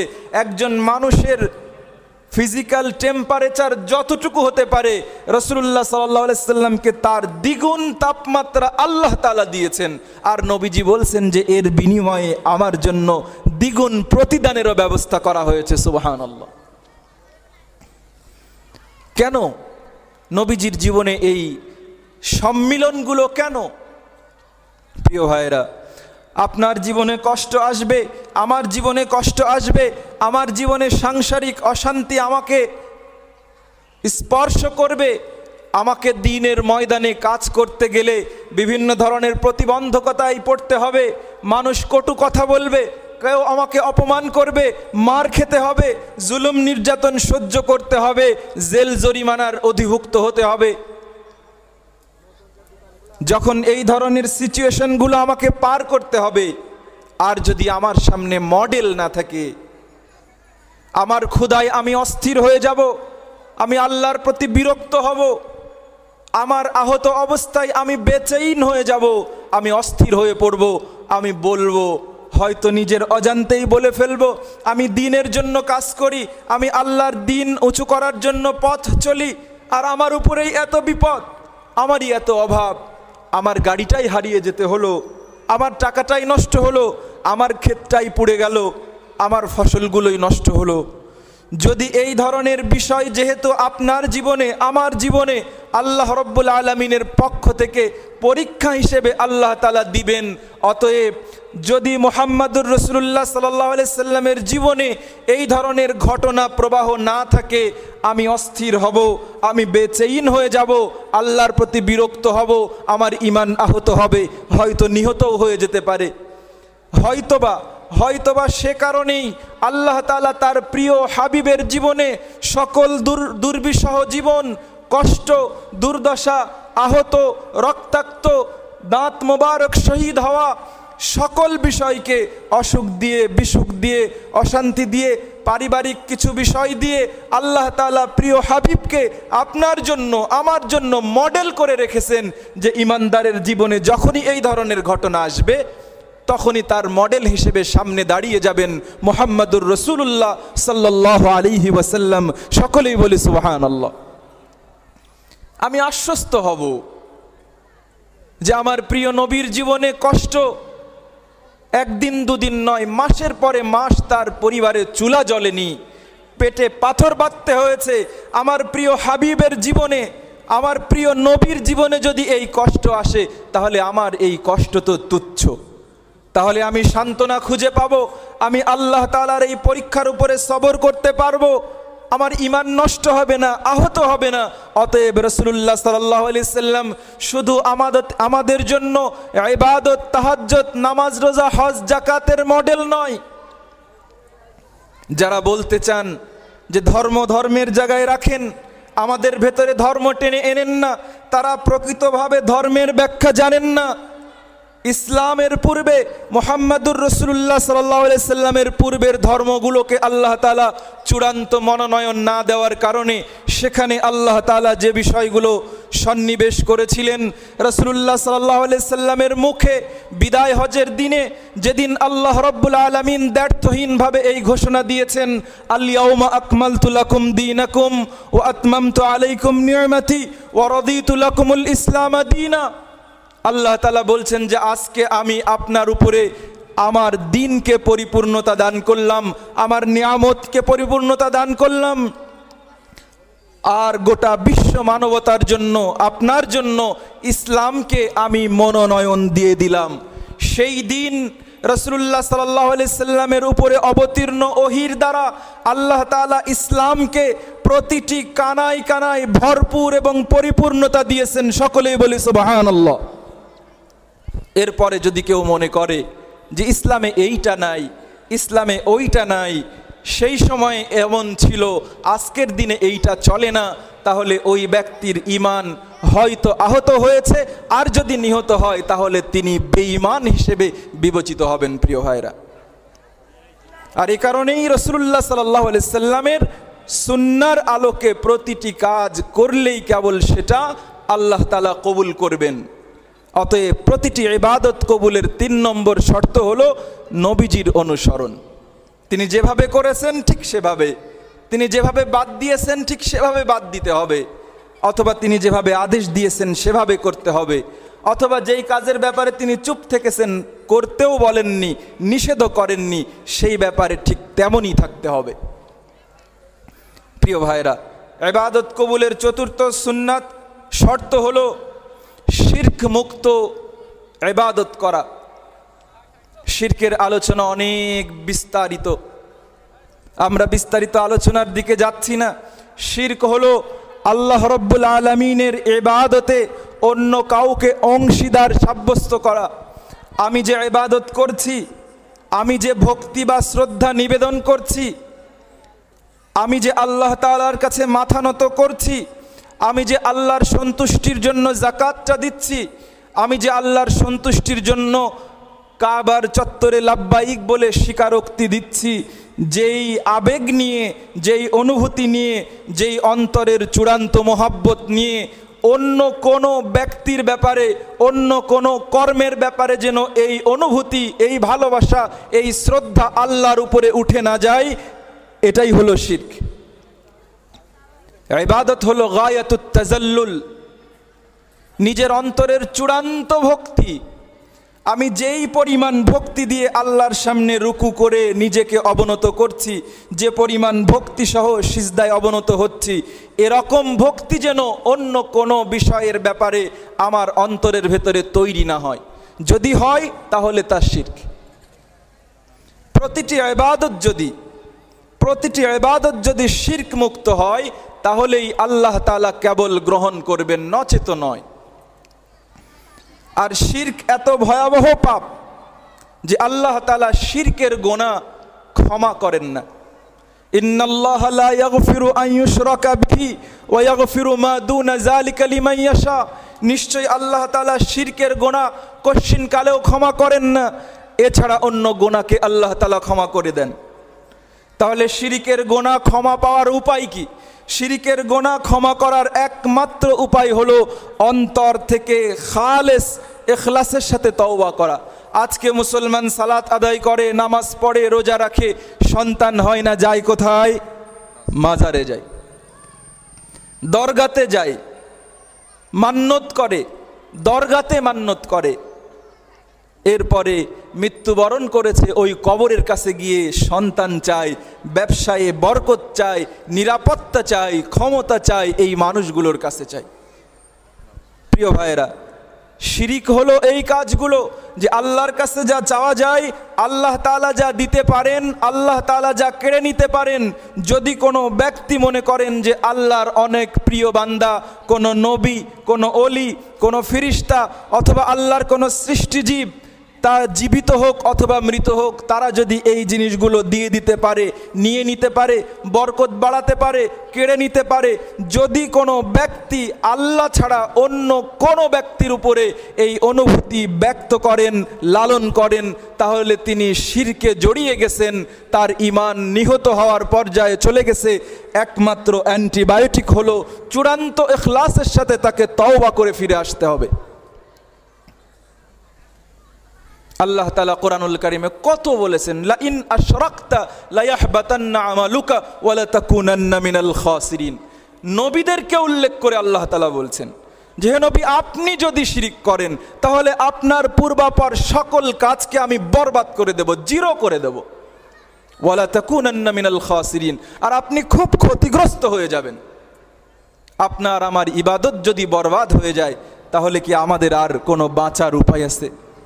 প্রিয় ভাইরা, এজন্য প্রতিটি ইবাদতের ক্ষেত্রে, সকল ইবাদতের ক্ষেত্রে শিরক থেকে মুক্ত থাকা আমাদের আবশ্যক দায়িত্ব। তাহলে ইবাদত কবুল হওয়ার 4র্থ শর্ত হলো শিরক থেকে মুক্ত হওয়া। 5 নম্বর ইবাদত কবুলের শর্ত হলো জ্ঞাতস্বরে নিজের সুস্থ মস্তিষ্কে বেদাত মুক্ত ইবাদত হওয়া। রাসূলুল্লাহ সাল্লাল্লাহু আলাইহি সাল্লাম যেটা করেননি, যেভাবে করেননি, সাহাবায়ে কেরাম যেটা করেননি, যেভাবে করেননি, কুরুনে সালাসা তাবেঈগণ রাহিমাহুমুল্লাহু তাআলা আলাইহিম আজমাইন তারা যেটা করেননি, যেভাবে করেননি, তার পরবর্তীতে সেই ধরনের কোনো বিষয় যদি আমরা দিন মনে করে করি, ইসলাম মনে করে করি, আর ওই কাজগুলোর ভেতরে সওয়াব প্রত্যাশা করি, তাহলে সেটাকেই বেদাত বলা হয়। অনেকেই মূর্খতা সুলভ বলে থাকেন, হুজুর রাসূলুল্লাহ সাল্লাল্লাহু আলাইহি সাল্লামের সময় মাইক ছিল না, তাহলে মাইক বেদাত, লাইট ছিল না, লাইট বেদাত, মোটরসাইকেল ছিল না, সেটা বেদাত, বহুতল ভবন ছিল না, সেটা বেদাত, প্লেন ছিল না, সেটা বেদাত। তারা বেদাত বোঝেননি। বেদাত হলো নবী, সাহাবী এবং তাবেঈ এই কুরুনে সালাসায় যেই আমলগুলো, যেই কাজগুলোকে ইবাদত মনে করা হতো না, তাদের পরে সেই কাজগুলোকে ইবাদত মনে করা, তার ভিতরে সওয়াব আছে মনে করা, না করলে গুনাহ হবে, এইটা মনে করার নাম ইবাদত। আমরা মাইকে কথা বলি, এটার জন্য সওয়াবের চিন্তা করি? করি না। লাইট জ্বালাই, জ্বালালে সওয়াব হবে, না জ্বালালে গুনাহ হবে, এটা কি মনে করি? বহুতল ভবন নির্মাণ করি, করলে সওয়াব হবে, না করলে গুনাহ হবে, এটাকে মনে করি? করি না। অতএব এইগুলো ইবাদত হিসেবে মনে করি না, তার ভেতরে সওয়াব অথবা গুনাহ কোনোটাই প্রত্যাশা করি না। অতএব এই ধরনের বিষয়ের সাথে বেদাতের কোনো সম্পর্ক নেই। বেদাত হলো সওয়াব মনে করতে হবে। একজন মানুষ একটা সাধারণ চিন্তা করেছে, একটা পন্থা আবিষ্কার করেছে, কিন্তু সেটাকে তিনি আমল করেন, কিন্তু ওখানে সওয়াব মনে করেন না, তাহলে ওই কাজও বেদাত হবে না।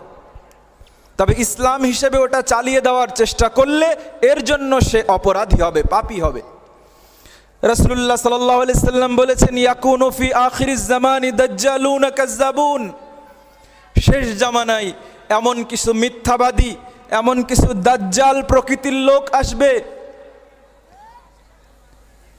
ইয়াতুনাকুম মিনাল আহাদিস, তোমাদেরকে এমন এমন হাদিস শোনাবে, মা লাম তাসমাউ আনতুম ওয়ালা আবাউকুম, যে হাদিসগুলো তোমরা এবং তোমাদের পিতৃপুরুষ, তোমাদের পূর্বের ব্যক্তিবর্গ, তোমাদের পূর্বের আলেমরা যে হাদিসগুলো তোমাদেরকে শোনায়নি, এরকম নিত্য নতুন কিছু কথা, চমকদার, শুনতে ভালো শোনা যায়, ভেতরে একটা পরিবেশ তৈরি হয়, এই ধরনের আচানক মানুষদেরকে নিজের দিকে টানার জন্য আজগবি আজগবি হাদিস, এমন এমন কথা শোনায়।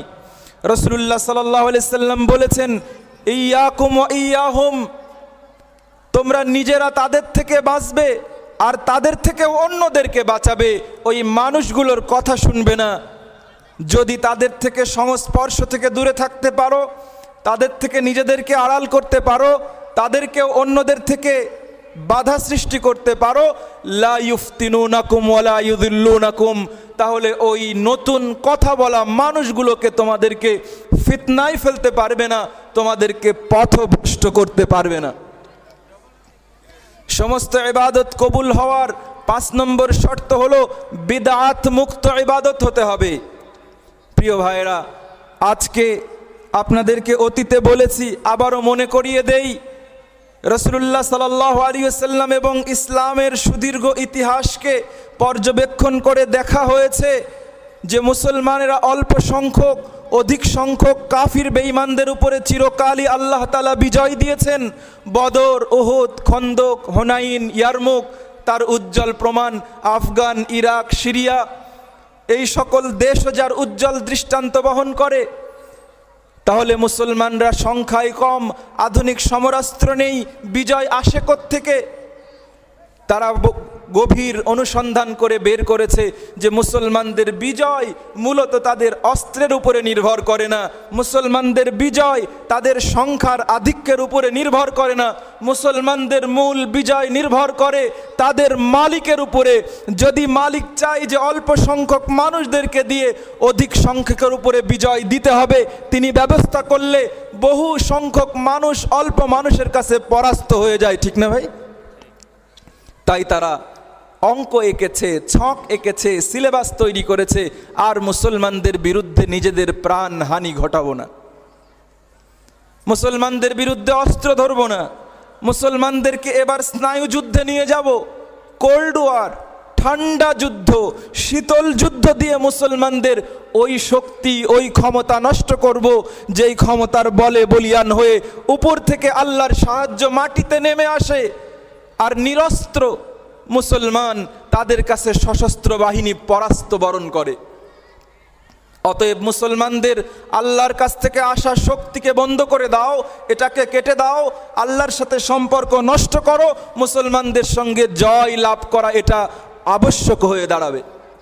অতএব মুসলমানদের মধ্যে সুদ ঢোকাও, ঘুষ ঢোকাও, অশ্লীলতা ঢোকাও, মাদকতা ঢোকাও, মুসলমান মুসলমানই থাকবে, আব্দুল্লাহ আব্দুল্লাহই থাকবে, আব্দুর রহমান আব্দুর রহমানই থাকবে, নামাজও পড়বে, কিন্তু ওই নামাজ আল্লাহ তাআলার দরবারে যাওয়ার রাস্তাটাকে কেটে দেওয়া হয়েছে, ওইটা তার আমল নামা পর্যন্ত যেতে পারবে না।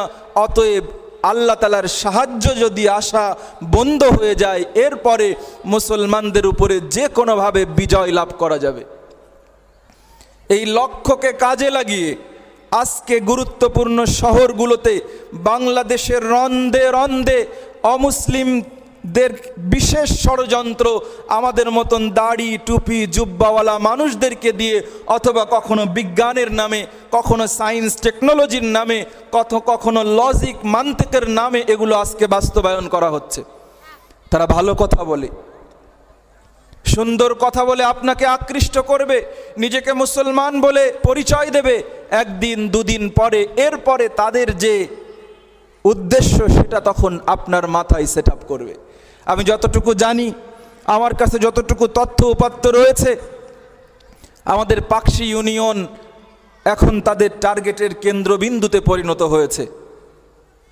যদিও পাকশি ব্রিটিশ শাসনের সময় থেকেই একটি আনন্দ নির্ভরযোগ্য এবং অ্যারিস্টোক্রেট অঞ্চল হিসেবে খ্যাত, আজকে পারমাণবিক প্রকল্প আমাদের অঞ্চলের মর্যাদা এবং মান আরও বৃদ্ধি করেছে, এবং এটার গুরুত্ব গোটা বাংলাদেশ নয়, বাংলাদেশের এই গণ্ডি পেরিয়ে বিশ্বের দরবারে আজকে বাংলাদেশ এবং বিশেষ করে আমাদের পাকশি রূপপুর মাথা উঁচু করে দাঁড়িয়েছে।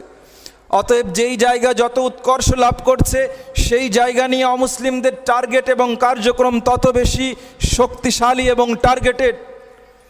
কিছু মানুষকে দেখবেন, তারা আমাদের মতন সালাত আদায় করে না, আমাদের মতন মসজিদে যায় না, কিন্তু প্রচুর নীতি কথা বলে। আপনি যখন তাদের কাছে বসবেন, আপনার কোনো অন্যায়ের সমালোচনা তারা করবে না, তারা খুব নীতি কথা বলবে, কেমন যেন ভাবুক টাইপের হয়ে বসে থাকবে, অনেকক্ষণ পরে একটা কথা বলবে, কথাটা আপনার ভালো লাগবে, মনে হবে যে এরকম কথা তো অনেক দিন শুনি নাই। এই ধরনের একটা দল আপনাকে, আমাকে, আমাদের তরুণ এবং যুবক প্রজন্মকে বিপদগামী করার জন্য ময়দানে নেমেছে, সফল হচ্ছে, তাদের সংখ্যা দিন দিন বেড়ে চলেছে। আর এক দল এসেছে, তারা সায়েন্স টেকনোলজির কথা বলে, কোরআন সুন্নাহ ইজমা কিয়াস হুজুররা বলতেন না, সেটা তো 1450 বছর আগের কথা, আজকের দিনে ইজমা কিয়াস লাগবে না, কোরআন রাখতে হবে, হাদিস রাখতে হবে, এরপরে কোরআন হাদিসকে বিচারের জন্য সায়েন্সের কাছে দিতে হবে। তারা যুক্তি দেয় যে কোরআন এবং হাদিসের কথা যদি সত্যি হয়, তাহলে সেইটা তো সায়েন্সের বিরুদ্ধে যাবে না, তাহলে সায়েন্স দিয়ে কোরআন এবং হাদিসকে বিচার করার জন্য তারা রাস্তায় নেমেছে। আজকে যে সকল তরুণ এবং যুবকদের ভেতরে পারিবারিকভাবে, প্রাতিষ্ঠানিকভাবে, সামাজিকভাবে, পরিবেশগতভাবে যাদের ভেতরে দিন তৈরি হয়নি, আজকে ওই সকল তরুণ এবং যুবকেরা তাদের খপ্পরে পড়ে যাচ্ছে। তাদেরকে উন্মুক্ত করে দেওয়া হচ্ছে যে তোমার কমন সেন্স দিয়ে তুমি ভেবে দেখো, যেটা তোমার কাছে লজিক্যাল মনে হয়, যৌক্তিক মনে হয়, তুমি সেটা পালন করবে। কোরআনুল কারীমের কিছু আয়াত আছে, যেই আয়াতগুলো দুই ধরনের অর্থই বহন করে, এদিকেও অর্থ করা যায়, এদিকেও অর্থ করা যায়। তারা করে কি, যুবক এবং তরুণদের ভেতরে উদ্দীপনা আছে, জানার আগ্রহ আছে, তাদের সাথে দ্বীনের সম্পর্ক নাই, আলেমদের সঙ্গে সংস্রব সাহচর্য না থাকার কারণে তারা তাদেরকে ভুলটা বুঝিয়ে ঈমানটাকে হরণ করার চেষ্টা করছে। এবং পাকশিতে এই গ্রুপ সক্রিয়ভাবে কাজ করছে। এজন্য প্রিয় তরুণ, প্রিয় যুবক ভাইয়েরা, আপনাদের প্রতি উদাত্ত আহ্বান যে রাসূলুল্লাহ সাল্লাল্লাহু আলাইহি সাল্লামের এই কথাটাকে স্মরণ রাখতে হবে। ইয়াকুনু ফি আখিরিজ জামানি দাজ্জালুনা কাজ্জাবুন, শেষ জামানায় এমন কিছু দাজ্জাল, এমন কিছু মিথ্যুক আমাদের কাছে আসবে, এমন হাদিস আমাদেরকে শোনাবে যা আমাদের আলেমরা আগে বলেননি, যা আমাদের দায়ীরা আগে আমাদেরকে জানাননি। রাসূলুল্লাহ সাল্লাল্লাহু আলাইহি সাল্লাম বলেছেন যে ফাইয়াকুম ওয়া ইয়াহুম, তোমরাও তাদের সংস্রব পরিত্যাগ করবে, তাদেরকেও অন্যদের সংস্পর্শ থেকে বিরত রাখবে, ডিভাইডেড তৈরি করবে। আর এটা করতে পারলে তাদের ফিতনা থেকে বাঁচতে পারবে এবং তারা তোমাদেরকে পথভ্রষ্ট করতে পারবে না। এজন্য আজকের এই মাহফিল থেকে পরবর্তী প্রজন্ম তরুণ যুবকদের প্রতি উদাত্ত আহ্বান হলো, যখনই এমন কথা যা আপনার মসজিদের ইমাম, যা আপনার মসজিদের খতিব, যা আপনার নিকটতম হক্কানি দরবার ফুরফুরার ওলামায়ে কেরাম বলেননি, এই ধরনের কথা যখন আপনাদের কানে আসবে, তখন এই ধরনের মারকাজ এবং জায়গাগুলোতে আপনাদেরকে নক দিতে হবে যে হুজুর এই রকম কথা শুনছি, তাদের কথা গ্রহণ করব না পরিত্যাগ করব। কারণ অভ্যন্তরীণ বিষয়গুলো প্রতিটা বিষয়ের বিশেষজ্ঞদের কাছ থেকে সমাধান নিতে হবে। আজকে এই গ্লোবালাইজেশনের যত সুবিধা রয়েছে এর অভ্যন্তরে অন্ধকারের অংশও রয়েছে। অতএব প্রিয় তরুণ এবং যুবক ভাইরা, আপনাদের ঈমানটাকে বাঁচানোর জন্য ইমাম মাহদী আলাইহিস সালাম আসলে আল্লাহর সাহায্যের অধিভুক্ত হতে হলে, নিজেকে জাহান্নাম থেকে বাঁচাতে হলে, নিজের ঠিকানাটা জান্নাত করে নিতে হলে আপনার ভেতরে থাকা মহামূল্যবান ঈমানটাকে সংরক্ষণ করতে হবে। এই ঠুনকো কথায় গলে গিয়ে, এই যুক্তির আবহে পড়ে গিয়ে, তাদের একটু গোছালো কথার গোলকধাঁধায় পড়ে নিজের ঈমানটাকে হরণ করা যাবে না। আল্লাহ তাআলা আমাদের তরুণ এবং যুবক ভাইদের ঈমানগুলোকে হেফাজতের ব্যবস্থা করেন। সকলেই বলি আল্লাহুম্মা আমিন।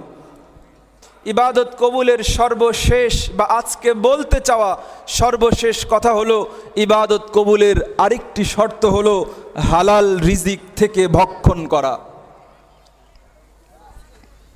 আল্লাহ রাব্বুল আলামিন আপনি আমার প্রতি সম্বোধন করে কোরআনুল কারিমে বলেছেন, ইয়া আইয়ুহাল্লাযীনা আমানু কুলু মিন তাইয়্যিবাতি মা রাযাকনাকুম, হে ঈমানদারগণ, আল্লাহ তাআলা তোমাদেরকে যা রিজিক দিয়েছেন, আমরা মনে করি রিজিক মানে মনে হয় ভাত, চাউল, আটা, গম, এগুলো না। রিজিক সব কিছুকে সম্মিলন করে। আমাদের জীবনের যত উপকরণ রয়েছে সমস্ত উপকরণই মূলত রিজিক ব্যাপক অর্থে। এই সমস্ত রিজিকগুলো হতে হবে হালাল পন্থায় উপার্জিত। যদি হারামে চলে যায়, আজকে তো হারামের কথা বললেই আমাদেরকে একটু ডান বাম তাকিয়ে দেখতে হয় যে আমার মসজিদের নিয়মিত মুসল্লি সুদ খায় কিনা, আমার মসজিদের নিয়মিত মুসল্লি হাজি সাহেব ঘুষ নেন বা দেন কিনা। আবার ইমাম সাহেবদেরকে তো আরেকটু সতর্ক থাকতে হয়, না জানি জোহরে আসার পরে আসর থেকে মৌখিক নোটিশেই চাকরি ক্যান্সেল। প্রিয় ভাইয়েরা, হয়তো আপনার ক্ষমতার ব্যবহার অথবা অপব্যবহার করে আজকে আমার জায়গা থেকে আপনি আমাকে অপসারণ করতে পারেন, কিন্তু এটাই কি শেষ মঞ্জিল? নাকি আমাদেরকেও বিচারের মুখোমুখি হতে হবে, আল্লাহর কাঠগড়ায় দাঁড়াতে হবে, জবাবদিহি করতে হবে? কোনটা? আপনি আমি তো সাধারণ মানুষ।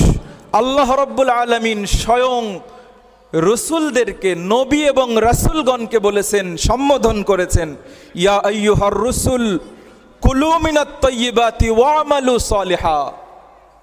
হে নবী সকল, হে রসুল সকল, আগে পবিত্র বস্তু থেকে আহার করুন, এরপরে নেক আমল করুন। আগে হালাল ভক্ষণ করুন, তারপরে নেক আমল করুন। এ ব্যাপারে হাদিস রাসূলুল্লাহ সাল্লাল্লাহু আলাইহি সাল্লাম সুবিশাল সম্ভার আমাদেরকে বর্ণনা করেছেন। রাসূলুল্লাহ সাল্লাল্লাহু আলাইহি সাল্লাম বলেন, ইন্নাল্লাহা তাইয়্যিবুন লা ইয়াকবালু ইল্লা তাইয়্যিবান। নিশ্চয় আল্লাহ তাআলা নিজে পবিত্র, আর পবিত্র ছাড়া কোনো অপবিত্র জিনিস আল্লাহ তাআলা গ্রহণ করেন না। সুদ, ঘুষ, ক্ষমতার অপব্যবহার করে জবরদখল, এগুলো কি অপবিত্র না পবিত্র? অপবিত্র। এইটার কোনো মূল্য আল্লাহ তাআলার কাছে নেই। অতএব আমরা জীবনের ঘোরে দুনিয়াতে একটু ভালো থাকার জন্য যারা এই সকল পথে পা রেখেছি তাদেরকে একটু বিশেষ করে স্মরণ করে দিতে চাই। প্রিয় ভাইরা, আপনি হয়তো অন্যের অধিকার ক্ষুণ্ণ করেছেন, আপনার নিজের পরিবারে আপনার স্ত্রীর অধিকার, আপনার বোনের অধিকার আপনি ক্ষুণ্ণ করে তাদের সম্পদগুলোকে আপনার অধীনস্থ করেছেন। প্রিয় ভাইরা, বলুন তো, আপনার কবরটাকে যদি আপনার জীবদ্দশায় নিজের হাতে তৈরি করে শ্বেত পাথর দিয়ে বেঁধে এসি করে সেখানে যদি উজ্জ্বল চাকচিক্যময় আলোকসজ্জা করে রেখে যান, আপনি মৃত্যুর পরে কি সেটা অনুভব করতে পারবেন? কোরআনের কথা বাদ দিলাম, সুন্নাহর কথা বাদ দিলাম, আপনার জেনারেল সেন্স কি বলে যে এই সম্পদ, এই ভোগ বিলাসের বাহ্যিক অবয়ব, এগুলো কি আপনার কোনো উপকার করতে পারবে?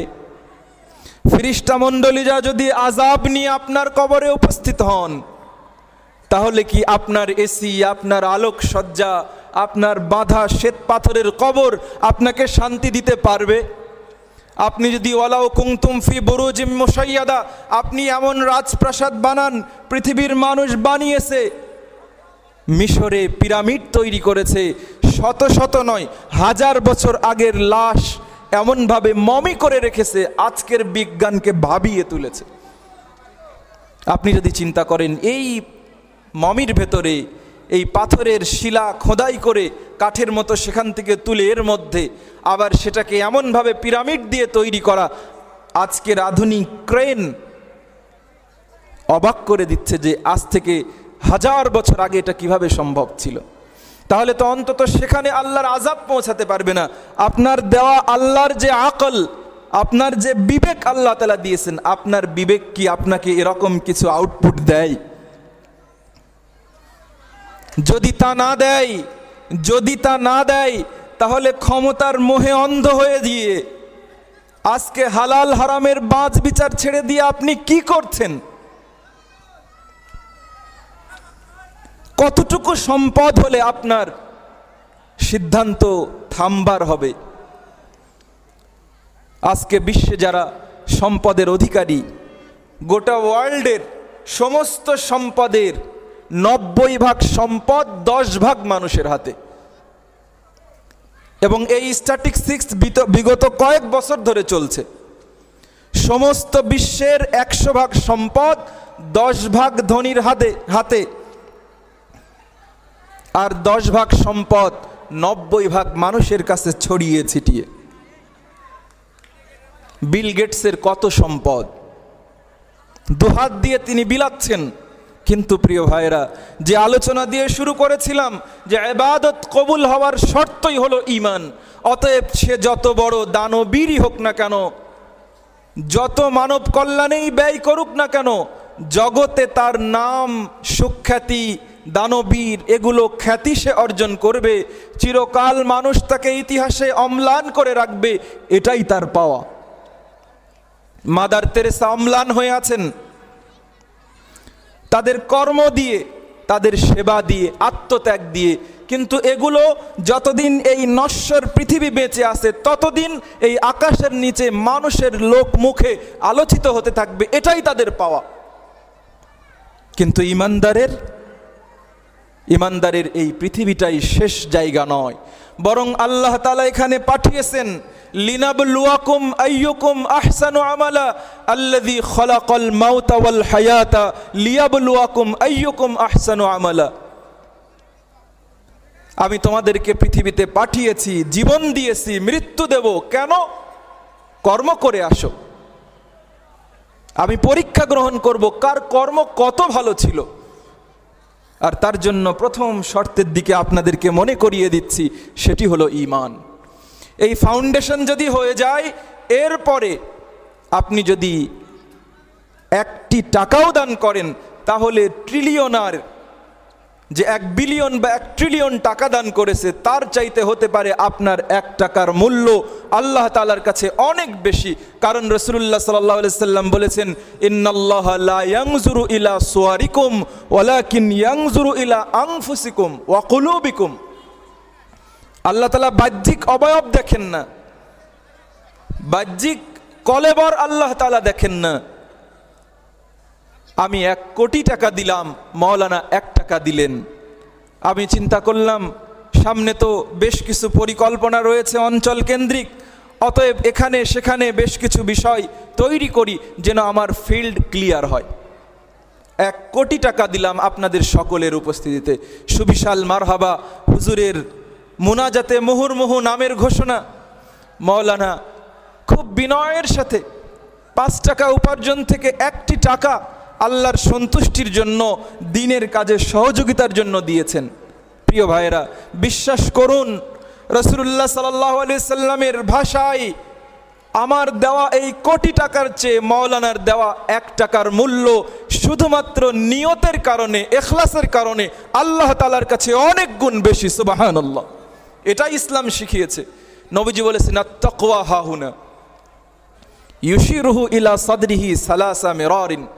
নবীজি বলছেন, খোদা ভীতিটা এখান থেকে আসে, অন্তর থেকে আসে। 3 বার রাসূলুল্লাহ সাল্লাল্লাহু আলাইহি সাল্লাম অন্তরের দিকে নিজের আঙ্গুলি দিয়ে ইশারা করে দেখিয়েছেন। হারাম উপার্জন দিয়ে সুবিশাল অট্টালিকা তৈরি করেছি, জগৎ বিখ্যাত আলেমদের সঙ্গে সুসম্পর্ক তৈরি করেছি, হিফজখানা থেকে শত শত হাফেজে কোরআনকে এনে কোরআনের খতম করিয়েছি। তারা আমার জন্য দোয়া করবে, আমার উপার্জন কি সেটা ভাবলো না, আমার জন্য জান্নাত বরাদ্দ হয়ে যাবে। এ ব্যাপারেও রাসূলুল্লাহ সাল্লাল্লাহু আলাইহি সাল্লাম উম্মতকে সতর্ক করেছেন। নবীজি বলছেন, এক ব্যক্তি বিনয়ের সাথে কাকুতি মিনিত করে হাত উত্তোলন করে রব্বুল আলামিন ইয়া রব বলে আল্লাহর কাছে কাকুতি মিনতি করে হাত তুলছে, অথচ মাতআমুহু হারামুন ওয়া মাশরাবুহু হারামুন গুযিয়া বিল হারামি ফাআন্না ইউস্তাজাবু লাহু দাওয়া ওয়া ফি রিওয়ায়াতিন আখার। এক ব্যক্তি অত্যন্ত বিনয় বিনম্রের সাথে কাকুতি মিনতি করে আল্লাহর কাছে হাত তুলে মুনাজাতে বারবার রব রব বলে আল্লাহর কাছে ফরিয়াদ করছে, অথচ সে যা খায় তা হারাম উপার্জন থেকে খায়, সে পোশাক হিসেবে যা পরে হারাম উপার্জন থেকে পরে, তার যে দেহ তৈরি হয়েছে, রক্ত গোশতে যে দেহ বেড়ে উঠেছে, এইটা হারাম উপার্জন থেকে তৈরি হয়েছে। রাসূলুল্লাহ সাল্লাল্লাহু আলাইহি সাল্লাম বলছেন, ফাআন্না ইউস্তাজাবু লাহু দাওয়া। এরপরে ওই লোক যত বিনয়ের সাথেই আল্লাহর কাছে হাত তুলে রব রব করুক না কেন, কিভাবে আল্লাহ তাআলা তার দোয়া কবুল করবেন? কিভাবে? আমাদের তো অভিযোগের শেষ নেই, হুজুর দোয়া করি কবুল হয় না, হুজুর বিপদের জন্য মাফ চাই যাই না। কিন্তু ছিদ্রগুলো কোথায়? কেন আল্লাহ তাআলা দোয়া কবুল করছে না? কেন আমাদের ফরিয়াদগুলো আরশ পর্যন্ত পৌঁছাচ্ছে না? কেন ইবাদতের পরে, কেন মসজিদে মুসল্লি বাড়ার পরেও হেদায়েত হচ্ছে না? সমাজ থেকে অন্যায় যাচ্ছে না, মাদকতা যাচ্ছে না, বেহায়াপনা যাচ্ছে না, কেন? কারণ আমাদের ইবাদতে এই জিনিসগুলো নাই। কি নাই? আমাদের ঈমানটাতে নড়বড় রয়েছে। আজকে আমি মুসলমান, কালকে যখন দাজ্জাল আসবে ঈমানের পরীক্ষায়, যখন আল্লাহ আমাকে আপনাকে উত্তীর্ণ করবেন, হয়তো পাশ করতে পারবো না। কারণ এটা কোনো ঠুনকো বিষয় নয়, এটা হলো একাডেমিক প্রাতিষ্ঠানিক শিক্ষা গ্রহণ করার বিষয়। 2 নম্বর, ইখলাসের ঘাটতি রয়েছে। আমরা করি, এমনকি আমি আল্লাহর কাছে ওয়াল ইয়াযু বিল্লাহ, আল্লাহ তাআলার কাছে ক্ষমা চাই, এই বলা কথা, এই চিল্লাচিল্লি করা, আপনাদের সামনে দিনকে ফেরি করা, আল্লাহ তাআলা যেন অন্তত ইখলাসের সাথে এটাকে খিদমত হিসেবে কবুল করেন। সকলেই বলি আল্লাহুম্মা আমিন। তাহলে ইবাদত কবুলের প্রথম শর্ত হলো ঈমানটাকে ঠিক করা, একনিষ্ঠভাবে আল্লাহর সন্তুষ্টির জন্য করা। 3 নম্বর হলো নবীজির সুন্নাত মেনে করা। 4 নম্বর হলো সকল প্রকার শিরিকি চিন্তা এবং অনুভূতি বাদ দিয়ে করা। 5 নম্বর হলো বেদাত জানতে পারলে সেই বেদাতের সাথে সম্পর্ক নষ্ট করা। 6 নম্বরে হলো হালাল উপার্জন থেকে নিজেকে তৈরি করে তারপরে আল্লাহ রাব্বুল আলামিনের ইবাদত করা। যদি কেউ এই শর্তগুলো মেনে ইবাদত করতে পারে তাহলে তিনি ঈমানদার, তিনি মুত্তাকি।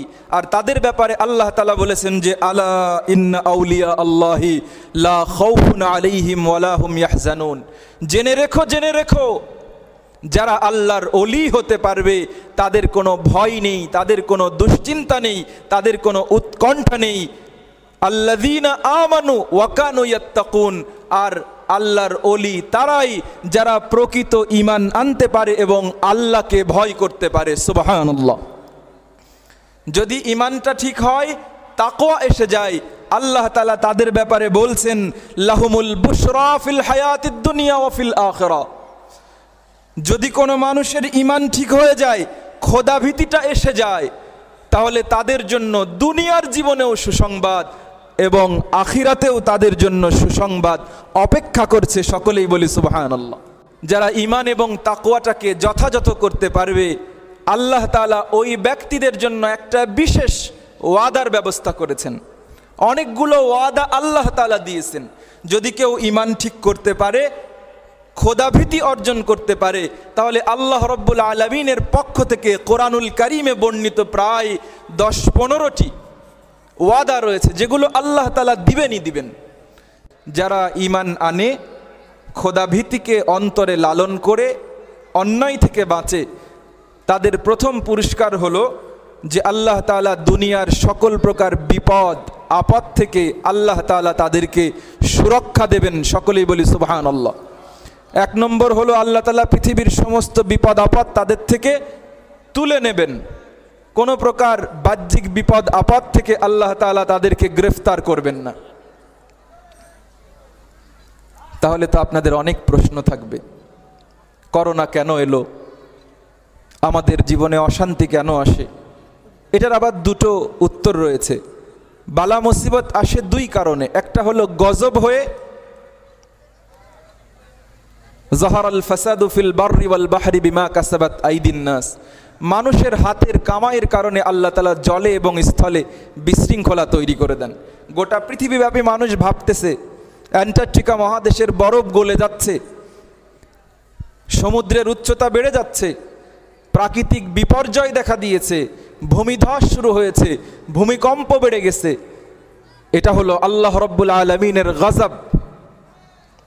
আরেকটা হলো ওয়ালানাবলুয়ান্নাকুম বিশাইইম মিনাল খাউফি ওয়াল জু', আল্লাহ তাআলা আমাদেরকে ক্ষুধা দিয়ে, দারিদ্রতা দিয়ে, সম্পদের বিনষ্ট দিয়ে, আমাদের নিজেদের আত্মহুতির মাধ্যমে আল্লাহ তাআলা পরীক্ষা গ্রহণ করেন। যারা সবর ধৈর্য ধারণ করতে পারে তাদের জন্য সুসংবাদ। তাহলে যারা মুত্তাকি, ঈমান আনে এবং তাকওয়া অবলম্বন করে, তাদের প্রথম পুরস্কার হলো আল্লাহ তাআলা বালা মুসিবত মুক্ত করে দেবেন। 2 নম্বর পুরস্কার হলো আল্লাহ তাআলা আকাশ এবং জমিন সমস্ত বিষয়গুলোকে খুলে দেবেন, তাদের কল্যাণের দরজাকে খুলে দেবেন। সকলেই বলি সুবহানাল্লাহ। দলিল বলার সুযোগ নেই। 3 নম্বর হলো আল্লাহ তাআলা দুনিয়াতে তাদেরকে জান্নাতের সুসংবাদ দিবেন। সকলেই বলি সুবহানাল্লাহ। 4 নম্বর হলো জান্নাতে যাওয়ার জন্য যতটুকু ইবাদত দুনিয়াতে করলে জান্নাত বরাদ্দ হবে, ততটুকু পরিমাণ ইবাদত ওই বান্দাকে দিয়ে আল্লাহ তাআলা করিয়ে নেবেন। সুবহানাল্লাহ। 5 নম্বর মর্যাদা হলো মৃত্যু হয়ে যাওয়ার সাথে সাথে ফেরেশতা মণ্ডলীগণ তাদের রূহটাকে নিয়ে ইল্লিনে রাখবেন এবং তাদের জন্য জান্নাতের ফয়সালা করে দেবেন। সকলেই বলি সুবহানাল্লাহ। 6 নম্বর মর্যাদা, তাদের বৈশিষ্ট্য হলো আল্লাহ তাআলা দুনিয়াতে এবং আখিরাতে তাদেরকে মর্যাদার আসন দান করবেন। সুবহানাল্লাহ। ইন্না আকরামাকুম ইনদাল্লাহি আতকাকুম, তোমাদের মধ্যে তারাই আল্লাহ তাআলার নিকটে সবচাইতে মর্যাদার যারা তাকওয়া অবলম্বন করে, খোদাকে ভয় করে, আল্লাহ তাআলার উপরে তাদের ভয় আছে, মানুষের হক নষ্ট করে না, আল্লাহর হক যথাযথভাবে দেয়। 7 নম্বর, আল্লাহ তাআলা তাদের জন্য প্রচুর পরিমাণে অপশন তৈরি করে দেন এবং রিজিকের ওয়াসাআত দান করেন। ওমান ইয়াত্তাকিল্লাহা ইয়াজআল লাহু মাখরাজা, যারা আল্লাহকে ভয় করেন আল্লাহ তাআলা তাদের জন্য অসংখ্য অগণিত পথ তৈরি করে দেন। ওয়ায়ারযুকুহু মিন হাইসু লা ইয়াহতাসিব, আল্লাহ তাআলা এমনভাবে তাদেরকে রিজিকের ব্যবস্থা করে দেন চিন্তাই করতে পারে না কিভাবে রিজিক এলো। চাকরি চলে গেছে, কত দুশ্চিন্তা উৎকণ্ঠা, হঠাৎ একটা পদক্ষেপ তিনি নিয়েছেন, আল্লাহ তাআলা এমন বরকত দিয়েছেন, চাকরিতে মাসে পেতেন 30,000 টাকা, এখন এই রিসোর্স থেকে মাসে লক্ষাধিক টাকা আসতে শুরু করেছে। সুবহানাল্লাহ। এগুলো কাদের জন্য? মুত্তাকি বান্দাদের জন্য, ইমানদার বান্দাদের জন্য। সর্বোপরি যারা ইমানটাকে সুন্দর করতে পারবে, খোদাভীতি অবলম্বন করতে পারবে, আল্লাহ তাআলা ওই ব্যক্তিদেরকে ভালোবেসে ফেলবেন। সকলেই বলি সুবহানাল্লাহ। ইন্নাল্লাহা ইউহিব্বুল মুত্তাকিন, নিশ্চয়ই আল্লাহ তাআলা মুত্তাকিদেরকে ভালোবাসেন। আর আল্লাহ যদি কাউকে ভালোবাসেন তাহলে ওই ব্যক্তির কি আর কোনো দুশ্চিন্তা আছে? কি হতে পারে? অভাবনীয় বিষয়। জান্নাতে তো বান্দা যাবেই যাবে। জান্নাতে দীর্ঘদিন অতিবাহিত করার পরে, যদিও হয়তো পূর্বেও আপনাদেরকে বলেছি, জান্নাতীরা জান্নাতে চলে যাবে, দীর্ঘদিন অতিবাহিত হবে, আল্লাহ তাআলা মাঝে মাঝে খোঁজ নেবেন যে বান্দা কেমন আছো তোমরা। এরপরে মাঝে মাঝে আল্লাহ তাআলা বিশেষ সম্মেলনের ব্যবস্থা করবেন, জান্নাতে সম্মেলন হবে, আল্লাহ রাব্বুল আলামিন কথা বলবেন জান্নাতীদের সাথে। সুবহানাল্লাহ। জিজ্ঞাসা করবেন যে তুমি কেমন আছো, আব্দুল্লাহ কেমন আছো, আব্দুর রহমান কেমন আছো, অমুক কেমন আছো, প্রত্যেককে আল্লাহ তাআলা আলাদা আলাদা করে জিজ্ঞেস করবেন। সুবহানাল্লাহ। এই অবস্থা চলতে থাকবে। আল্লাহ তাআলা জিজ্ঞেস করবেন জান্নাত কেমন লাগছে তোমাদের? বান্দারা বলবে রব্বুল আলামিন এর চাইতে আর কি? আল্লাহ তাআলা বলবেন যে হাল মিম মাজিদ, আমি কি তোমাদের আরো নিয়ামত বাড়িয়ে দেব? জান্নাতীরা তো অবাক হয়ে যাবে, যে নিয়ামতে আসি, যে সুখ শান্তিতে আসি, এর চাইতে আরো বেশি। এরকম চলবে। আল্লাহ তাআলা আবার তাদেরকে আহ্বান করবেন। আল্লাহ তাআলা পূর্বের যে নিয়ামত ছিল জান্নাতীদের জন্য, যেই নিয়ামতগুলো বাড়াবেন, জান্নাতীরা সেই নিয়ামত পেয়ে আগের গুলো সব ভুলে যাবে। সকলেই বলি সুবহানাল্লাহ। এরপরে আবার একদিন আল্লাহ তাআলা জান্নাতীদের সঙ্গে বসবেন, সেদিন বলবেন কেমন আছো তোমরা? আমি কি তোমাদের নিয়ামত আরো বাড়িয়ে দেব? জান্নাতীরা বলবে যে ইয়া রব আরো বেশি। সেদিন আল্লাহ তাআলা বলবেন ইরফাইল হিজাব, হে আমার ফেরেশতারা, আমার এবং বান্দাদের মাঝে যে অন্তরাল পর্দা ছিল এই পর্দাকে সরিয়ে দাও। আল্লাহ এবং বান্দার মধ্য থেকে পর্দা সরিয়ে দেওয়া হবে। বান্দারা সেদিন আল্লাহ তাআলাকে মন ভরে দেখবে। এর চাইতে বড় নিয়ামত আর জান্নাতীদের জন্য জান্নাতে থাকবে না। সকলেই বলি সুবহানাল্লাহ। আর এই সকল নিয়ামতগুলো কেবলমাত্র শুধুমাত্র ইমানদার এবং মুত্তাকিদের জন্য জান্নাতে দেওয়া হবে। সুবহানাল্লাহ। জান্নাতীরা সেদিন কি করবে জানেন? জান্নাতীরা বলবে রব্বুল আলামিন, পৃথিবীকে আপনাকে দেখেছিলাম না, আপনার প্রিয় হাবিব বলেছিল, আপনার আদেশ নিষেধগুলো আমাদেরকে জানিয়েছিলেন, আপনার প্রিয় হাবিবের কথা শুনে আপনাকে না দেখে সিজদা করতাম। কত কাজের ব্যস্ততা, কত কাস্টমার, অফিসের পড়ে থাকা ফাইলগুলোর ব্যস্ততা থেকে নিজেকে আলাদা করে মসজিদে গিয়ে আপনাকে না দেখে সিজদা করতাম। মালিক, আজকে জান্নাতে আপনাকে দেখছি, রব্বুল আলামিন আজকে একটা তৃপ্তি ভরে আপনাকে সিজদা দেওয়ার সুযোগ দান করেন। রব্বুল আলামিন সেদিন বান্দাদেরকে বলবেন, আপনাকে বলবেন, আমাদেরকে বলবেন, বান্দা দুনিয়াতে তুমি আমার বান্দা ছিলে, আমি তোমার মালিক ছিলাম। আজকে বান্দা দুনিয়াতে আমাকে না দেখে সিজদা করার কারণে, আমাকে না দেখে আমার বিধান মানার কারণে আজকে জান্নাতে আমি তোমাকে মেহমান করে নিয়ে এসেছি। মেহমান কখনো মালিককে সিজদা করতে পারে না। বান্দা, আমার এই দেখাকে তোমার জন্য অনন্ত করে দিলাম, তুমি আমাকে দেখো আর আত্মতৃপ্তি অবলম্বন করো। যত খুশি আমাকে দেখে তোমার নয়নটাকে, অন্তরটাকে জুড়িয়ে নাও। সকলে বলি সুবহানাল্লাহ। প্রিয় ভাইরা, এজন্য আসুন মাহফিলগুলো যেন এরকম না হয়ে যায় যে এটা আমাদের আনন্দের খোরাক দেয়। মাহফিলগুলো যেন এমন হয় যে এটা আমাদের অন্তরের খোরাক দেয়। ক্রমান্বয়ে মাহফিলগুলো চাকচিক্যময় হচ্ছে, লক্ষ লক্ষ টাকা ব্যয় হচ্ছে, কিন্তু সেখান থেকে হেদায়েত গ্রহণ করার পরিমাণ কমে যাচ্ছে। প্রিয় ভাইয়েরা, কোরআন এবং সুন্নাহ শুধু আমাদের বাহ্যিক অবয়বগুলোকেই ঠিক করে না, এই যে তাকওয়ার জায়গা, খোদাভীতির যে জায়গা, এই জায়গায় যে সকল অমসৃণতা তৈরি হয় কোরআন এবং সুন্নাহর সংস্পর্শে, সেই অমসৃণ জায়গাগুলোকে মসৃণ করার জায়গা হলো মাহফিল। অতএব এগুলোর পবিত্রতা রক্ষা করা যেমন দায়িত্ব, ঠিক তেমনি জনসাধারণের দায়িত্ব হলো যেখানেই মাহফিল হোক না কেন, যেখানে কোরআন এবং সুন্নাহর কথা আলোচনা হয়, সেই জায়গাগুলো থেকে নিজেদের অমসৃণতাগুলোকে মসৃণ করার জন্য কোরআন এবং সুন্নাহর সংস্পর্শে যাওয়া।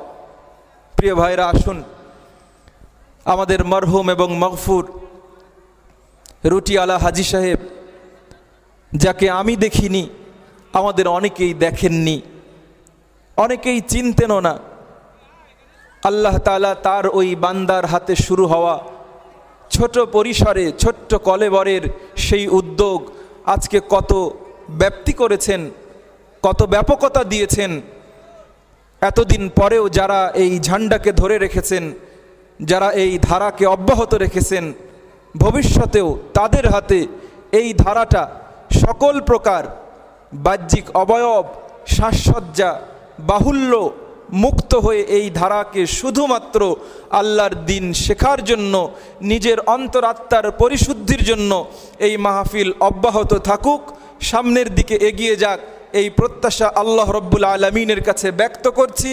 এবং আজকে বলা এলোমেলো কথাগুলো থেকে সর্বপ্রথম আলোচক হিসেবে আমাকে আল্লাহ তাআলা উপদেশ গ্রহণ করার, আমল করার এবং পরবর্তীতে আমার শ্রোতামণ্ডলীগুলোকেও ভালো কথাগুলো মনে রেখে তাদের জীবনে বাস্তবায়ন করার তৌফিক দান করেন। আল্লাহুম্মা আমিন। সুবহানাক আল্লাহুম্মা বিহামদিকা আশহাদু আল্লা ইলাহা ইল্লা আনতা আস্তাগফিরুকা ওয়া আতুবু ইলাইক। ওয়াসসালামু আলাইকুম ওয়া রাহমাতুল্লাহি ওয়া বারাকাতুহু।